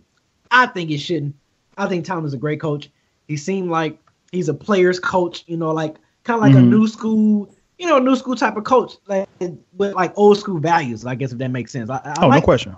It's like a mixture of both with Tomlin, man. Like he get these young guys, man. The young guys that's coming in, the younger guys that's coming in. I think he gets them. So yeah, man. Keep Tomlin. Tomlin stays the Pittsburgh Steelers coach. I hope he does, man. I'd be really, really disappointed in that organization if they let Tomlin go, just by the pressures of social media and everyone else, and just all the outside people talking about what's inside the organization, man. I hope they don't let him go because of that. True indeed. Joining right now is the homie, man. Our boy FIFO. FIFO, what up, man? Yo, what to do? Chilling. What's your take? We were just talking, man, about Mike Tomlin. Obviously, some of the questionable calls that were made this past Sunday. There's been a growing sentiment that, at least from fans, that Pittsburgh tends to play down to their level of competition. We've seen them struggle in games against, lesser competition, but, and then, he caught a little flack also for, talking a couple of weeks ago about, the possible rematch with the Patriots in the AFC Championship game and, having Jacksonville in front of them. And there's a sentiment growing that, maybe he and his players looked Jacksonville, even though I don't believe that, but nonetheless, some questionable calls this past Sunday. So there is a report about some minority owners who will lobby to the Steelers majority owner to fire Mike Tomlin. Do you think that he should be on the hot seat for this? Okay, so we have to be able to articulate what the hot seat means. Like, should we question Tomlin right now. Well, I think it's a little bit more than that. I mean, like these minority owners really want him out of. They're lobbying for him to be fired. Period. Well, no, of course, but that's not the question. The question is what we think. Okay. Right? So based off of his decision making at the end of or throughout the Jacksonville game, right, and also some of the inconsistencies you already mentioned, playing down to the level of competition, some of these things that we're starting to see. I think that it's fair to question his tenure or start to question his tenure. I think it's fair to put him under the microscope now, moving forward. Now, obviously, I believe coaches deserve, especially when you've been as good as Tomlin, you've built up that equity. I always talk about equity. You've built up that equity, but he's had some missteps. So now you definitely have to, question. And we'll see how he moves forward. If he recovers and, he doesn't have any more issues or, Pittsburgh is able to be a little bit more consistent. But it's going to be interesting because the age of Ben, what's the future of the Steelers? We don't know. But if he can guide the ship and do it as consistently as he's been doing, then he's going to be a very tenured coach. He's going to be 15, 18 years. But at the end of the day, they had an opportunity this year, and that's the reason why I think some people are probably calling for his head, which is somewhat understandable. But at the end of the day, he's Tomlin, and I think he's earned more equity than just having a bad season or a bad game called. Like he took risks. He took risks. Jacksonville dominated that whole first quarter. They did. Took risks. So at the end of the day, I'd rather have a coach coming out swinging and making every bad call than just, playing it safe. So, like, how do we want it? Do we want the safe coach or we want the guy that's going to take risks? Right? So for me, I'd rather have Tomlin. But at the same time, you got to be like, hey, bro, we can't lose to Jacksonville the way we lost. Right. You know what I'm saying? Not saying that, hey, I need you to win another Super Bowl. Hey, that's a tall order. He's been in the playoffs 8 years in a row. He continuously puts Pittsburgh in positions to win. If you took a misstep because the first quarter got out of control, hey, I think we have to understand for what it is. True. So no, I'm not getting rid of Tomlin. Okay. Ken, I know you spoken a little earlier. Like I said, man, 8 playoff appearances, 2 Super Bowl appearances, 1 title in 11 seasons as a head coach. Anything else you want to add to this growing undertone from fans and minority owners to possibly replace Mike Tomlin? Yeah. So here's the thing. Tomlin, I think Tomlin is the most criticized coach in the NFL. For whatever reason, I got a feeling, but outside of the Steelers, being an extremely popular team, and they probably do good in terms of clicks and ratings and views and stuff like that. He's black. I'm just going to put it out there. And, for me, I do think when I look back on a team that went 13-3, they're always nitpicking. They're finding certain things about this team. Is there some things that I would like to see him change in terms of the culture that they built there? Yeah, but for selfish reasons. Mainly because I just want to see people stop criticizing the guy. But I firmly believe that they'll find something else to criticize him for, even if they follow the Patriot way. The Patriots are not the only team that don't say things like the Steelers say. The Eagles haven't really said a lot of things. The Vikings haven't really said a lot of questionable things. A lot of people implore the so-called Patriots way. So I don't think we should continuously give the Patriots credit for not doing the things that the Steelers do because they're the Patriots. There are a lot of teams that don't do those sort of things. While people are criticizing Tomlin for the field goal kick, for the onside kick, myself included, Bill Belichick has made a lot of questionable calls that cost them games. And he was criticized for them as well. But people are saying that the Patriots don't do that. They don't beat themselves. Yeah, they have. Let's not have revisionist history. They have. But more importantly, Super man. Bowls, though. I Super Bowls. I understand that. 5 Super Bowls, 2 gifts. We won the last 2 because of other people's mistakes. Somebody got to win, somebody got to lose, Ken. Valid. And I can't take him away. He got them. He got 5 Super Bowls. Tomlin is just 4 away.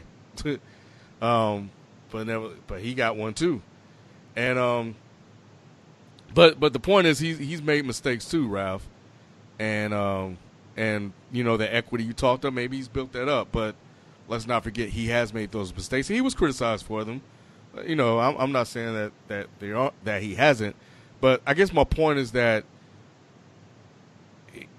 he's not mistake free. Belichick makes errors too, and people seem to act like he doesn't. But anyway, that's neither here nor there. Ken, yeah. But if we're talking about equity, 5 Super Bowls get you all-time equity.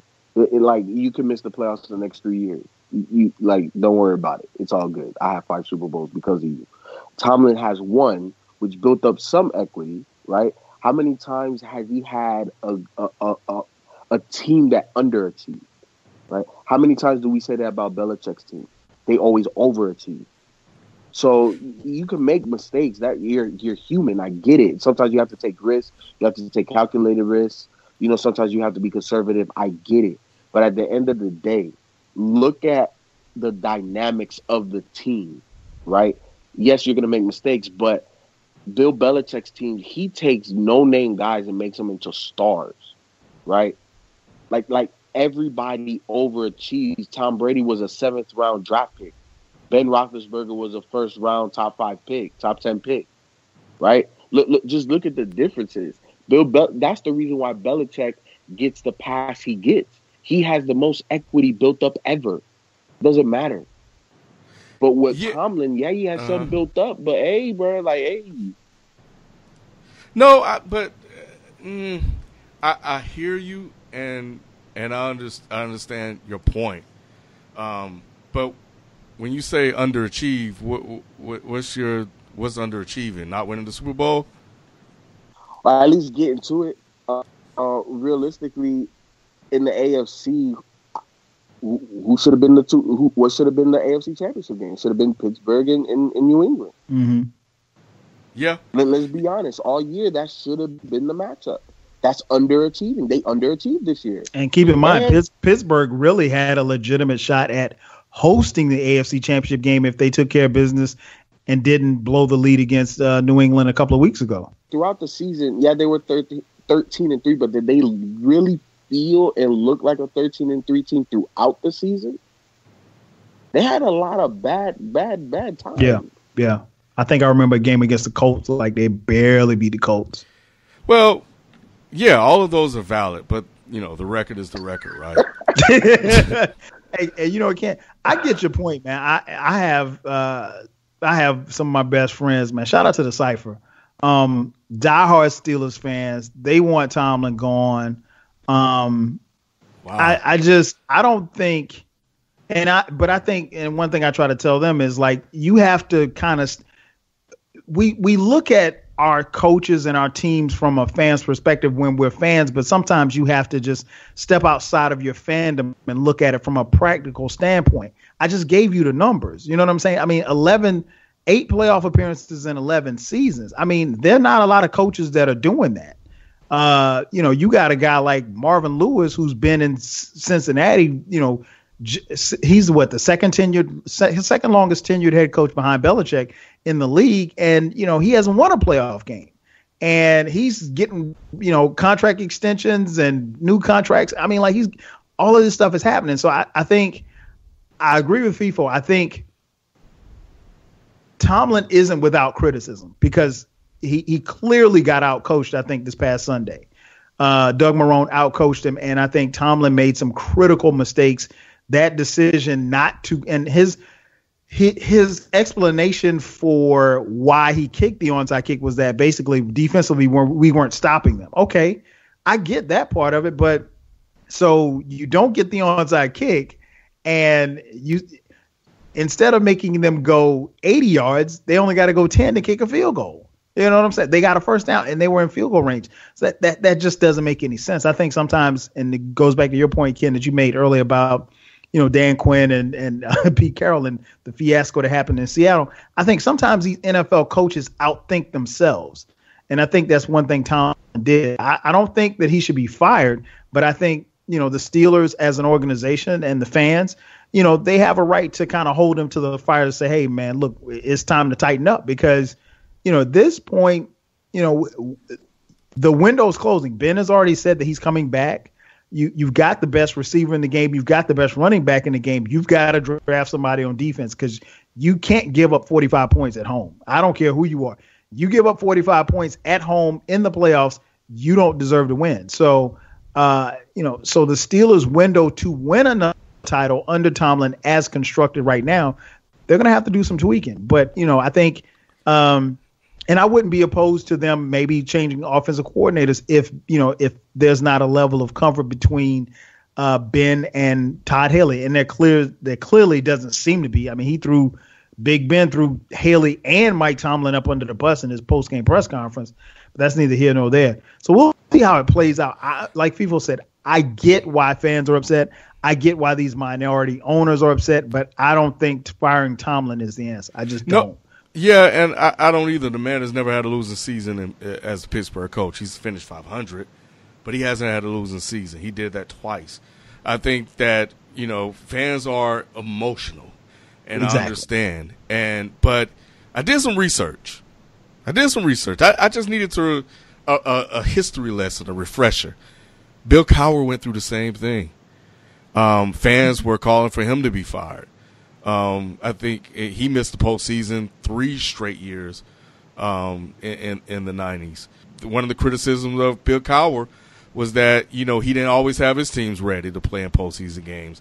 He never made adjustments in the face of adversity, was outcoached in the playoffs, and could never, ever win the big game. Those were things that people were saying about him. They were saying that he was bad at clock management. Mm-hmm. And that, I think one of his teams went 11-5, and that team didn't feel right because they had to come down for 2 or 3 scores to win games. And then at some point, after all of that, there was the Jerome Bettis head tail Thanksgiving game, and then they lost 18 of their next 24 from, I guess, the late 90s to the early 2000s. So for myself, I wanted to make sure that, am I too caught up in Tomlin being black? And to a certain degree, yes, I am. I'm sensitive to it because I've seen what a good job he's done. So I had to go back. Yeah, and so I just had to go back and say, what were people saying about Bill Cowher back in the day? And he faced the same amount of criticism. But we know that the Rooneys typically don't fire coaches. They either retire or they leave and then they find a replacement.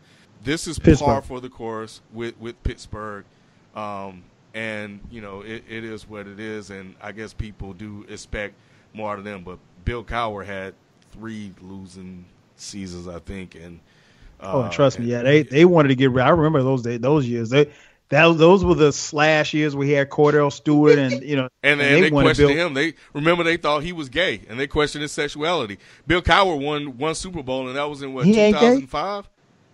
It was a topic, but this guy I always thought he was. I mean, it didn't matter. I don't know if he is or not, but I don't know. It doesn't even matter. But that was something that they had to deal with. But, Bill Cowher won that 1 Super Bowl a year before he retired. He went 8-8 and then he stepped out. So, but he's a legend now. Yeah. Oh, he's no question. No question. Same thing can happen to Tomlin. Exactly. So we'll see how that plays out. Man, before we move on to the NBA, man, it's time for our predictions. Of course, we got championship. It's going to be hard to top the drama that we just saw this past weekend in 3 of the 4 games, man. So we got Jacksonville going to New England. That's the early game on Sunday. And then we got Minnesota visiting the city of brotherly love. That will be the late game on Sunday. So B, who you got, man? Jacksonville, New England, and Minnesota versus Philly. Who you got? I got Minnesota, Philly. I'm gonna go with brotherly love against Jacksonville. I gotta go with Jacksonville. Okay. I'm with Sassy Ramsey, man. We're gonna win this game, and we're gonna win a Super Bowl in this bitch. So, and he said that too, man, in a live microphone. I'm quoting him verbatim when I said that. So just off of that, I'm going with Jacksonville, man. I think one thing that you do not want to give teams, because they already know they're going in an underdog, is confidence. They didn't win a wild card game, an ugly game against Buffalo. Beat the Pittsburgh Steelers where everybody had them counted out. You're going to go into this high-power offense and Antonio Brown, Le'Veon Bell, Big Ben, blase, and they go out there and they ball out and they win. So now they got confidence. Now they feel like they can beat anyone. That's the worst thing you want to do to teams is give them confidence, whether it's football, basketball, soccer, baseball, whatever. So I think right now Jacksonville, they playing with house money at this point. People didn't even think they were going to get this far. So the fact that they playing in the AFC Championship game, they just like, look, we about to go all out and we about to try to win this. And I think with that now it's going to be tough to go up in Gillette Stadium and do that. We talking about going up to Gillette Stadium. It's not like they're playing at home, but I don't know, man. I think Jacksonville might pull out an upset. I predicted them to beat no, I didn't. Wait a minute, yes, I did. I predicted them to beat Pittsburgh when we did our picks last week. I had Jacksonville pulling off the upset. And I think they're going to continue going again, man. I think this is not going to be no Cinderella where it's going to be a bad end. I think they might pull it off. And I think Minnesota and Philly, I think it's just going to be an ugly grind out. I would be surprised if both of these teams hit 20 points. I think it's going to be a 14 or 17 type of game, man. I think it's going to be very, very defensive. It's going to be outdoors, so Minnesota got, you're not going to have the luxury of playing in a dome. So, but that would be crazy if Minnesota win that game. But I'm just rooting for Philadelphia just because, I kind of always, even during the McNabb years, I always liked Philadelphia, man. I always liked the teams, the squads that they had, Dawkins and all them. And I just like these guys really like they're having fun. They really like about each other. You know what I'm saying? So I'm just for that, I'm just going with Philly. And then also a part of me is like, the hell with Vikings, because if Vikings pull this off in the Super Bowl, we'll be the only team in NFC North without a Super Bowl. So misery love company, damn it. I want Minnesota to still be Super Bowl-less, just like my Lions, man. So that's another reason why I'm rooting for Philly. So I want Philly to get it, and I want Jacksonville. Then at that point, we have two teams that have never won a Super Bowl in their franchise history playing for the Super Bowl. I think that'd be dope. No doubt. What about you, Ken? You got the AFC, man. You got New England and Jacksonville battling it out, and then in the NFC, you got Philly and Minnesota, man. Who you like and why? Philly, Minnesota. Wow. So Prince or TSOP, the Roots, Jill Scott. The list goes on and on, man. Jazzy Jeff and the Fresh Prince. Hey, Schoolie D. They had it all going, man, this weekend. All of that got some love. Shout out to Schoolie D. I'm going with the blackest city out of the two. Now, Kyle, I've never been to Minnesota. You stayed in Minnesota. So man, Minnesota. Well, you know what, Ken? To be honest, when you see a brown face in Minnesota, it's usually someone from Africa or Ethiopia, to be honest. Okay. The traditional brothers, there ain't a lot of us up there. So it is, but it ain't. All right. But it's cool. Well, but everybody gets along though. It's cool. I love Minnesota, man. Y'all, Prince, man. They won with that. Yeah, and they play "Let's Go Crazy" after every touchdown too. Yeah, so they gave us Prince. I'll always have love for Minnesota, but I'm going with Philly, man. I saw, like I said, I saw both defenses for the first time this weekend, and that Philly defense, man, they get after you, man, and I think it's a little bit more legit than Minnesota, but I think they're ranked 1 and 2. Philly is ranked number 1, and I think in the NFC. But either way I go, man, both of them play solid defense. So it's going to be a ugly game. We're talking about Foles versus Keenum. Let that sink in your head for a minute. Foles versus Keenum. And if you look at QB play, who's going to make the mistake first? it's really a toss-up. We know Foles can implode at any time. That roller coaster, man, is real. But I think Peterson will make sure that doesn't happen. But yeah, I'm going with the Eagles, man. I'm going with the Blackest City, man. I love Philly. I went there for my anniversary, man. I enjoyed the city. They got Philly cheesesteaks. They got a lot of stuff I love, man. So I'm going for Philly, man. I think they deserve it. So does Minnesota as well. And Mike Zimmer deserves a lot of credit, man. He lost 2 starting quarterbacks, and this fool's in the NFC Championship game. Unfreaking real, man. No doubt. In the Jacksonville Patriots game, I hate that Sassy Ramsey said what he said. I understand the brother caught up, and he was excited, and that he's confident. But sometimes you can be overconfident as the Steelers. And for him to leap, to jump ahead, like people are criticizing the Steelers for, to saying you're going to not only go to the Super Bowl, but you're going to win it, and you've never been in this position before,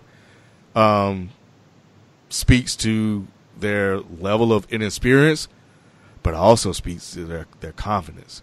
We're talking about Jalen Ramsey, who's played in games that mattered out of Florida State. Tom Brady has traditionally struggled with great defensive team. Denver got at him. The Ravens got at him. Is this defense on the level of the Ravens defense? I don't know. You don't want to give Brady bulletin board material. Right. Pittsburgh, I cannot overlook the fact that Pittsburgh put up 42 points on them boys. And they have Blake Bortles as the quarterback. So for me, I'm going to roll with the Jacksonville Jaguars, baby. Sam C. Ramsey, and is gonna take care of business, man. Ain't no way in hell I'm picking the Patriots to win this game. I'll never pick the Patriots. But I think they messed up. I think Sassy Ramsey messed up, though. Oh, no question. FIFA, what about you, man? Who you got this weekend? Man, look. As much as I say you can't trust Georgia teams, is as much as I hate Tom Brady and them damn Patriots, man. So I'm definitely going with Jacksonville. I'm going with the underdog. I'm going with the upset. I think B and Ken are right on it. It's not always kind of what's apparent. It's kind of what you know in terms of, you know, being a former athlete and being on a team and understanding momentum. Jacksonville's right in the high. And, you know, we know defense win championships. Them boys play defense and they can run the ball. And when you can do those two things, guess what? It keeps the ball out of number 12's hands. I think that's the game plan. I don't think that you need to, you know, try to recreate what they did against Pittsburgh in terms of scoring 40-something odd points. They don't want to get in that type of shootout. With all that being said, I'm going to take Jacksonville with the big-time upset at Foxborough. Okay. In terms of the... Who is it? Philly and Minnesota. And Minnesota. Okay. This right here. Obviously, Philly, I think, is the overall more talented team. Obviously, they don't have their starting quarterback, and neither does Minnesota. So I have to go kind of with the logic of Ken, and I'll agree with him. Philly has a lot of stuff I like that I love. Philly cheesesteak being definitely at the top of the list because I'm a fat boy. So I'm going to go with Philly, man. I'm going to go with Philly winning. Okay. I didn't like you said, Sassy Ramsey's comments as far as what they wanted to do, you know, with him predicting, you know, that they're going to go all of the way or whatever like that. I didn't like his comments. But I understand. I get it. You're a young guy. You can get caught up in it. And I will say this much: I could never find myself, you know, rooting or picking for, you know, the Tom Brady led New England Patriots. I will say this much: I think the thing that you need to do to beat Brady and the Patriots is, one, you got to have a great pass rush, and you got to be able to put pressure on Brady without bringing other people. So you got it. Your front four have to get pressure, and you have to get pressure in the middle. Jacksonville does this very well. If I'm not mistaken, they led the league in sacks. So, and the second thing you have to do is you have to have corners that can cover. We know Bouye and Sassy Ramsey, both are all-pro, can cover. So you got that covered. And then you got to be able to put up points. That's the problem that Jacksonville is going to have.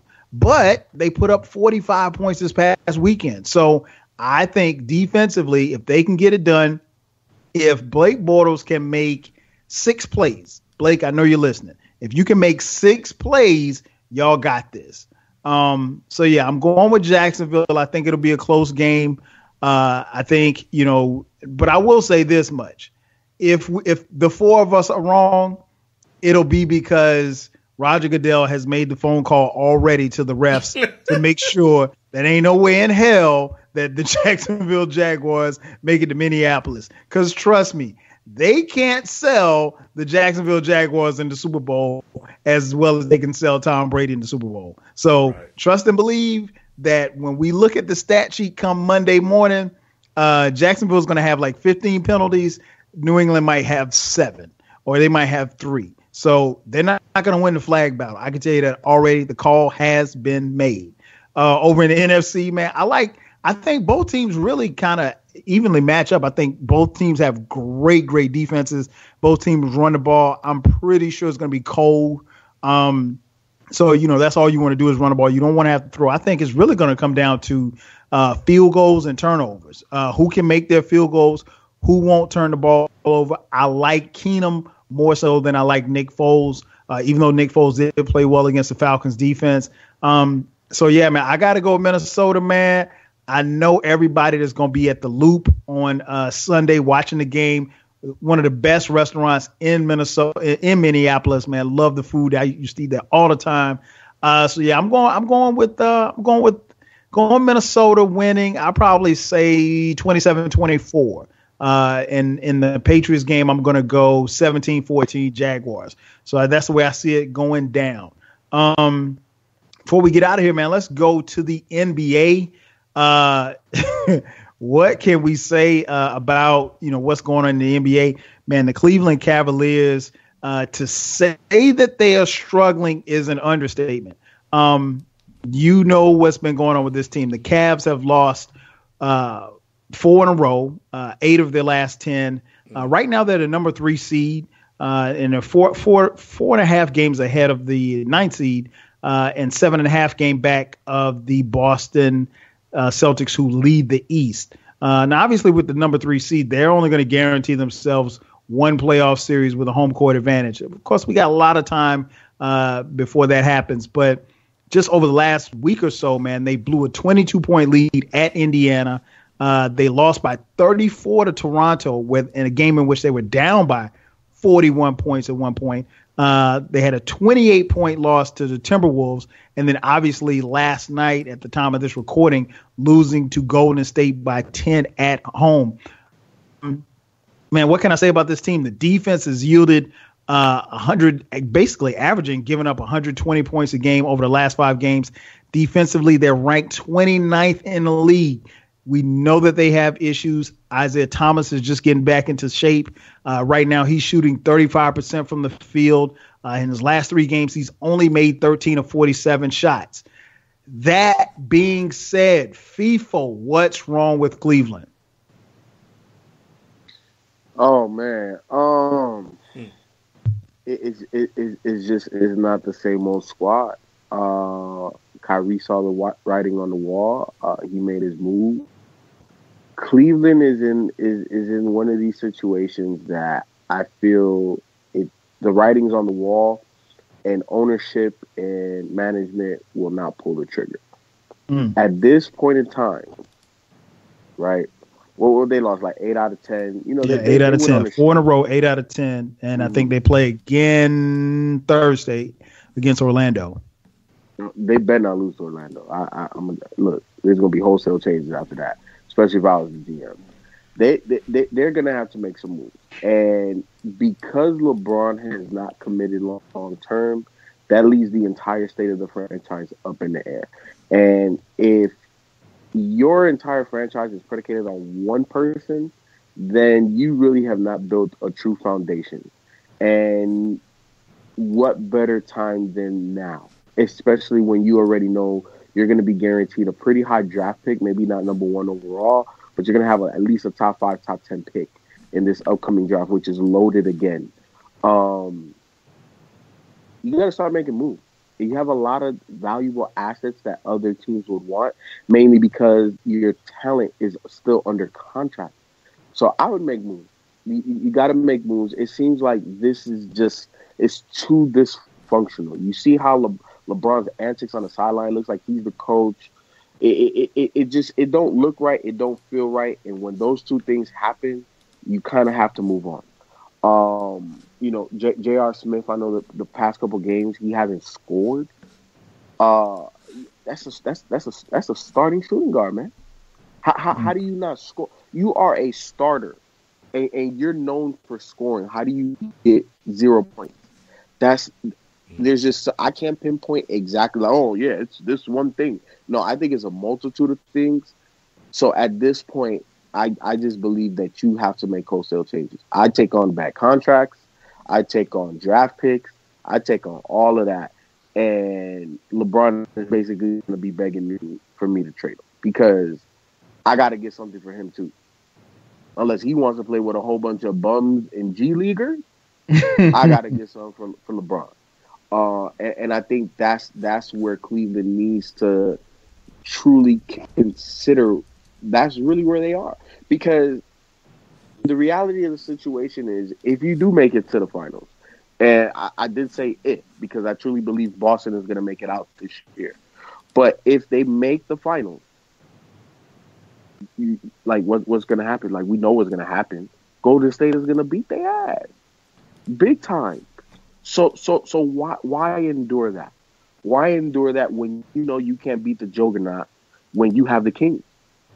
So you gotta get rid of the castle, man. You gotta form new alliances. You gotta build a new foundation, and that's where Cleveland is, unfortunately. And obviously they're not going to do that.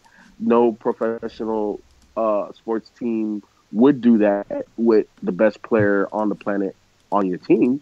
But I think that's a bold move and something that needs to be taken into consideration, because if they make a move for DeAndre Jordan, that doesn't put him over the top. Mm-hmm. I was thinking Anthony Davis and maybe a DeMarcus Cousins,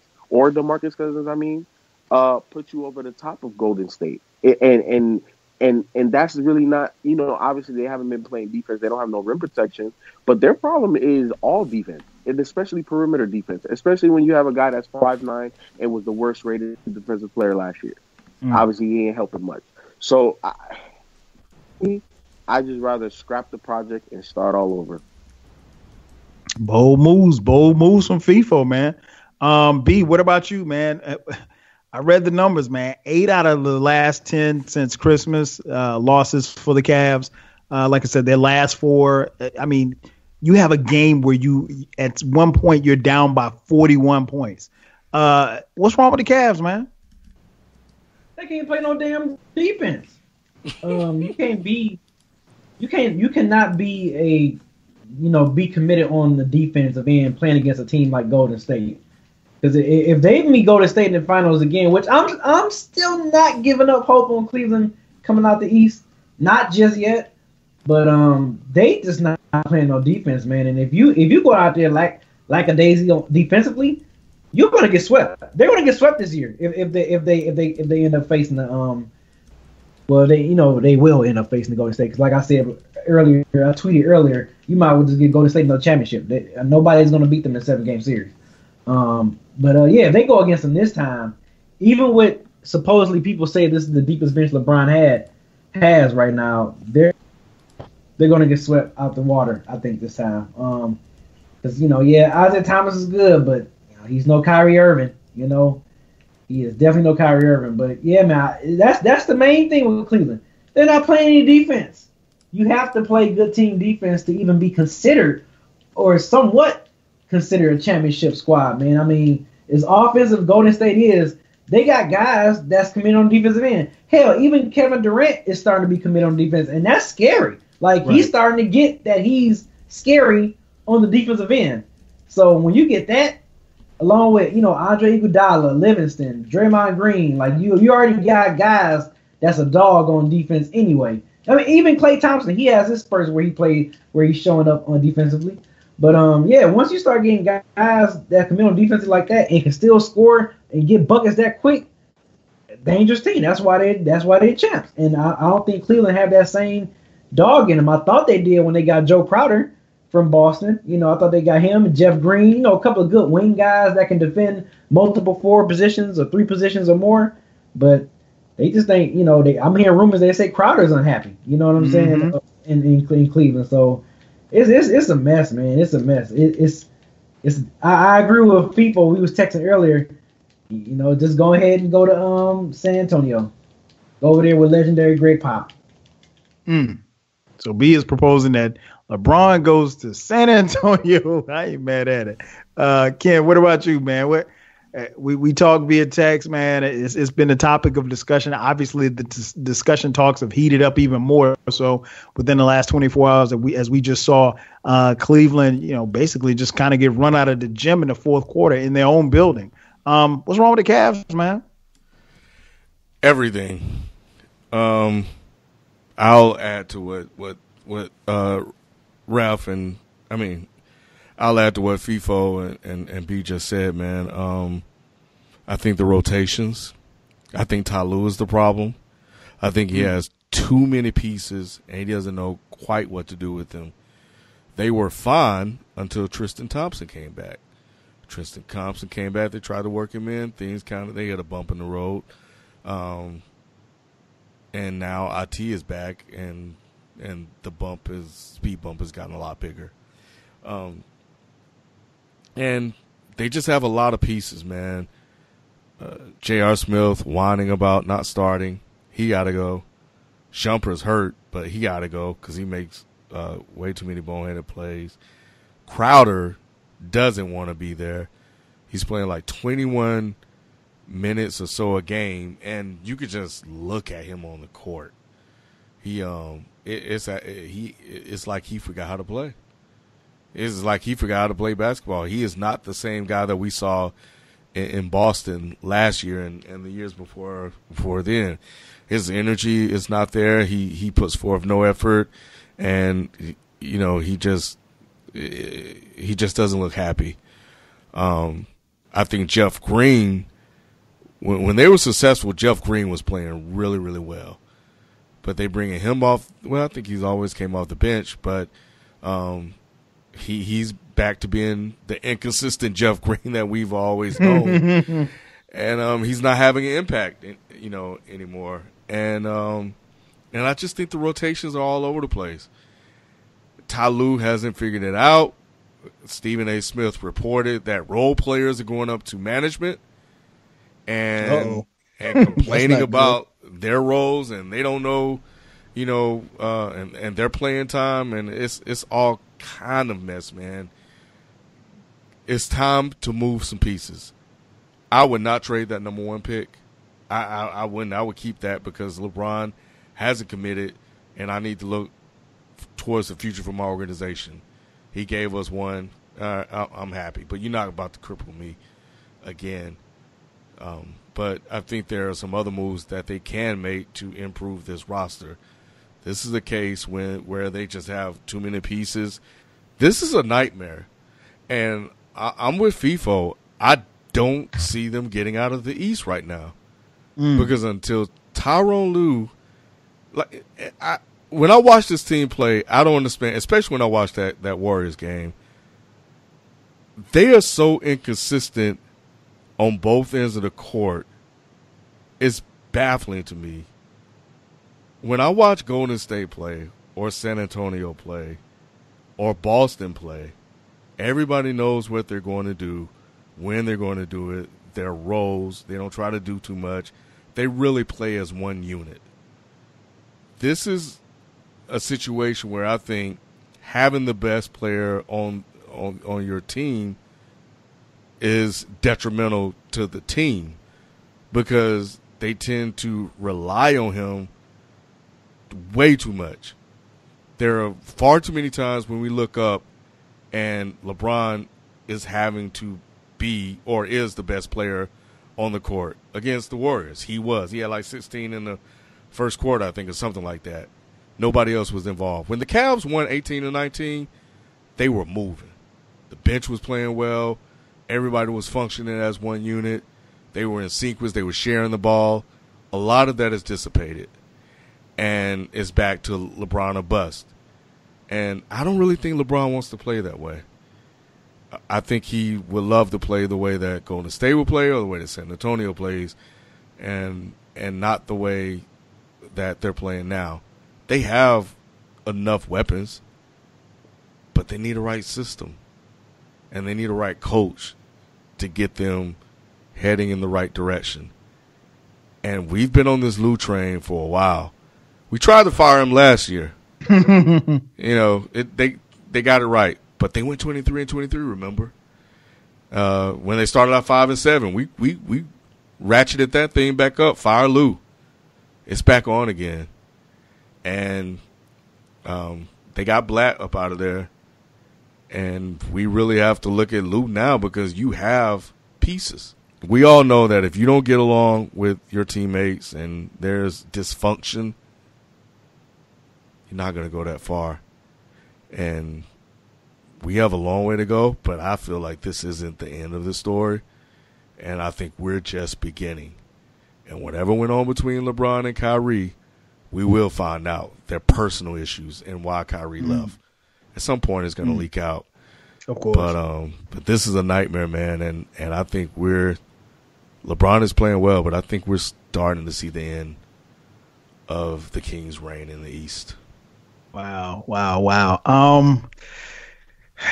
Man, all three of you made some excellent points, man.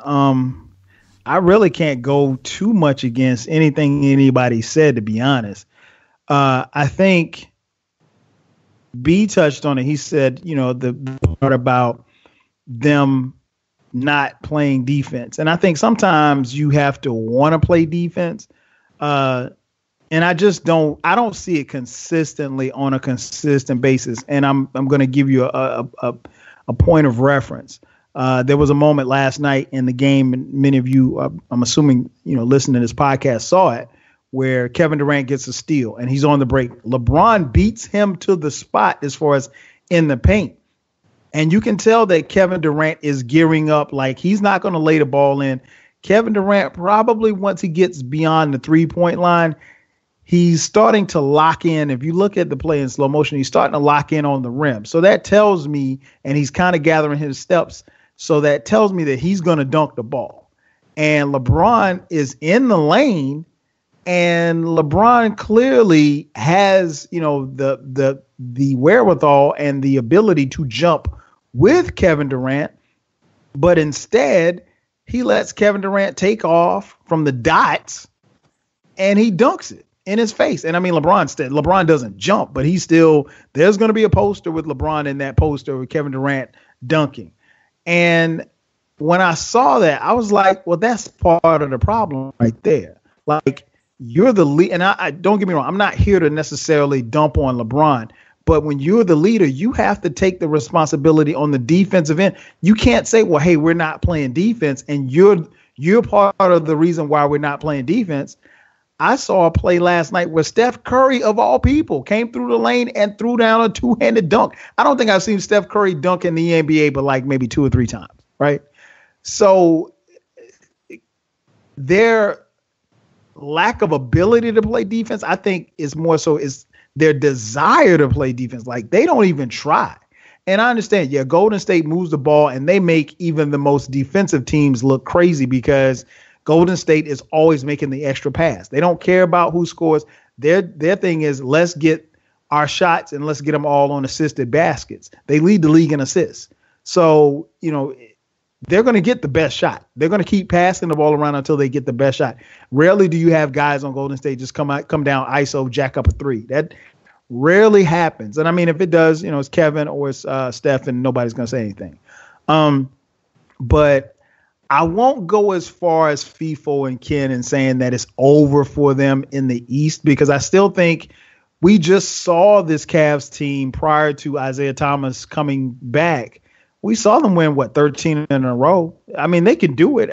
I think, they're going to kind of figure some things out on the back half of the season, but the problem is this team doesn't look as good as they did last year. And when you look at who they could possibly face in the finals, provided they get to the finals, Golden State looks twice as good as they did last. And like, even in watching the game last night, it just, at least to me, it didn't appear like at any time that they felt threatened by what Cleveland was doing. Cleveland went up by 9 and Golden State erased it. They went on like a 12-0 run. I mean, like, Golden State comes at you in waves. And while I agree with Ken where they probably should be looking to make a trade, I just don't know if there are any trades out there that can make them that much better where they can beat, Golden State. I don't think, like B said, I think right now, as it stands, they're getting swept. And now it's a lot of stuff that has to happen between now and then, and you got injuries and a whole nine. But if they had to play if they had to play Golden State in the 7-game series tomorrow, I think they get swept.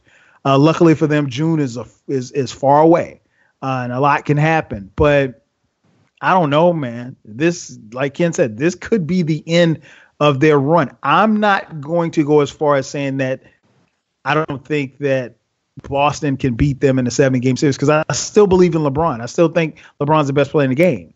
But, when it goes back to what I started off talking about, defense, man, you got to want to try to do it. You got to try to do it. And I don't see the defensive effort. I don't see it. And I see a guy like J.R. Smith, and I tweeted it out last night. Somebody needs to remind J.R. Smith that he can get to the rim. This guy just shoots threes all the time. Remind J.R. Smith that a couple of dribbles, he can get to the rim and take his guy off the dribble most nights. Isaiah Thomas is back in the mix, and Kevin Love's numbers are starting to fall off. And it's because, Kevin Love at times couldn't figure out how he could coexist with Kyrie on the court, Kyrie and LeBron. And we saw his numbers dip. And I think we're starting to see the same thing. Isaiah Thomas, I think last night took 21. He took more shots than LeBron did last night. So this team, man, and it's going to take a little time for Isaiah Thomas to round himself into shape. I'm thinking maybe a little bit after the All-Star break, he should be good to go. I won't throw dirt on the Cleveland Cavaliers' grave just yet, but I think they can and still will come out of the East. But against Golden State, I don't know, man. This team looks scary. They look that much better than they did last year. So we'll see, man. And the trade deadline, and we're hearing rumors that, Cleveland is looking to make a move.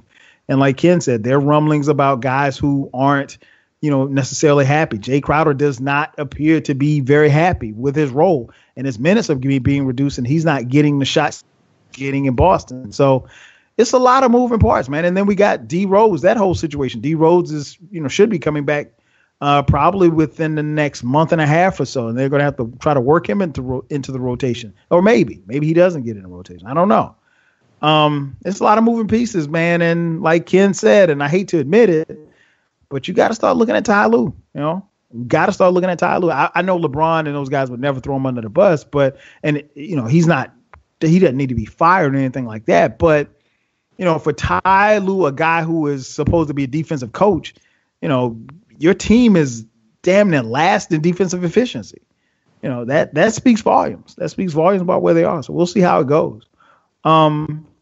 It's almost time for us to get out of here. As I mentioned at the top, make sure that you download, subscribe to the podcast, wherever podcasts are given away. It's time for our final thoughts. My man FIFO's up first. FIFO, what's your final thought? My final thought is this. LeBron James, you about to be a free agent. Please go play for Popovich. I know you want to. That's why you're trying to hold out. And one more Olympics, just so you can get the tutelage. How about that's everyday life? How about you just leave Cleveland, go to warmer pastures down there in San Antonio? You ain't got no state tax over there either. I'm pretty sure it's pretty nice. Dallas is nice, so I'm pretty sure San Antonio is pretty nice. And just play for Pop. I don't see anywhere else where he could really play. It doesn't make any sense. It doesn't make any sense in New York. Doesn't make any sense in LA. Makes sense for Popovich. and Kawhi Leonard, and arguably the best duo to ever play the game if he goes there. So I'm going to just leave it there. True indeed. True indeed. B, what's your final thought? Final thought. Michigan State Spartans, what's going on? Y'all seem to be in the funk right now ever since this Big Ten conference started. You got blown out by unranked Ohio State, and you got your butts kicked by University of Michigan. Wolverines, man. What's going on, Spartans? I know Izzo usually turns it up, in late February going into March, but man, I don't know what's going on with my Spartans. I hope they need to get together. They need to get together soon. And also too excited that the Aussie Open is started up. Like I said, I'm an admitted fan. I'm a tennis fan, but I only watch tennis whenever the Grand Slams is going on. Mm-hmm. Aussie Open, French Open, Wimbledon, and U.S. Open. So, but good to see tennis season is in full effect. Usually when Aussie Open starts up, that means tennis season starting up. So we not gonna get Serena this go round, but I think we're gonna get her definitely for the French Open. True indeed. Ken, what about you, man? What's your final thought? You have a superstar player. His team is up 6 points with 44 seconds left in regulation. He turns the ball over. The other team scores with a rebound and a dunk. They get the ball back. There are 2 missed free throws. And then there's a wide open three. Who was this superstar's guy? He was covering him, and he gave up the wide open three. They went on into OT, and they lost the game. This superstar player put up 64 points, had 6 rebounds, and only 1 assist with 5 steals. And he lost to a rookie. Who is that guy? Is that Kobe? That is Michael Jordan. Oh, wow. Did not know that. January 16, 1993. He scored 64 points on 49 field goals. Shaq had 29 and 24. Wow. Yeah. Isn't that something? Okay. Can come with a history. What would happen? Because we have this, I call it the Michael Jordanification of who he is. Oh, Michael Jordan would never lose a game up by 6 with 44 seconds to go. Michael Jordan would never lose his man and allow his man to get a wide open three. Michael Jordan wouldn't have a late game turnover. Michael Jordan would miss a last shot. yeah, he kind of did. And but revisionist history, man. Sometimes we forget, man, and Michael Jordan is God, and it's understandable so. But Michael Jordan was also human, and while he put up the points, he didn't care about that. He said it was wasting energy. He only cared about the loss, and he said that it's just we just got to make sure that we make sure it doesn't happen again, and that's that. So I'll end it by saying that to put that 49 field goals into perspective, Kobe scored 81 on 46 field goal attempts. I knew Kobe would come in at some point. My final thought, man, the regular season for the NFL just ended. As we see, these playoff games are hot and heavy. And we're seeing these seasons, be extended or end, if you will. But I think one of the things that we as fans have to keep in mind is that for a lot of players, in fact, I'd probably say for about 95% of the players in the NFL, when it's over, it's over. Most NFL players do not do like John Elway and they call a press conference and they officially retire. You know how you officially retire in the NFL? Your phone stops ringing. So while these games are going on, keep in mind that there's some men who are going to play in these games, and it's going to be the last time that they play ever again because maybe they're a little older, Maybe the young guy that got drafted at their position is going to come in and take their place. It's a young man's game. So keep in mind that when you see players, distraught and tired and very sad after these games, some are sad because that might be their last game at that particular team with that particular team, and they may be moving on to another team, or just a matter of fact, that just might be their last game, period. That's going to do it for us, for man FIFO, B, and Ken. I'm your man, 12 Kyle. We'll catch you guys. Peace.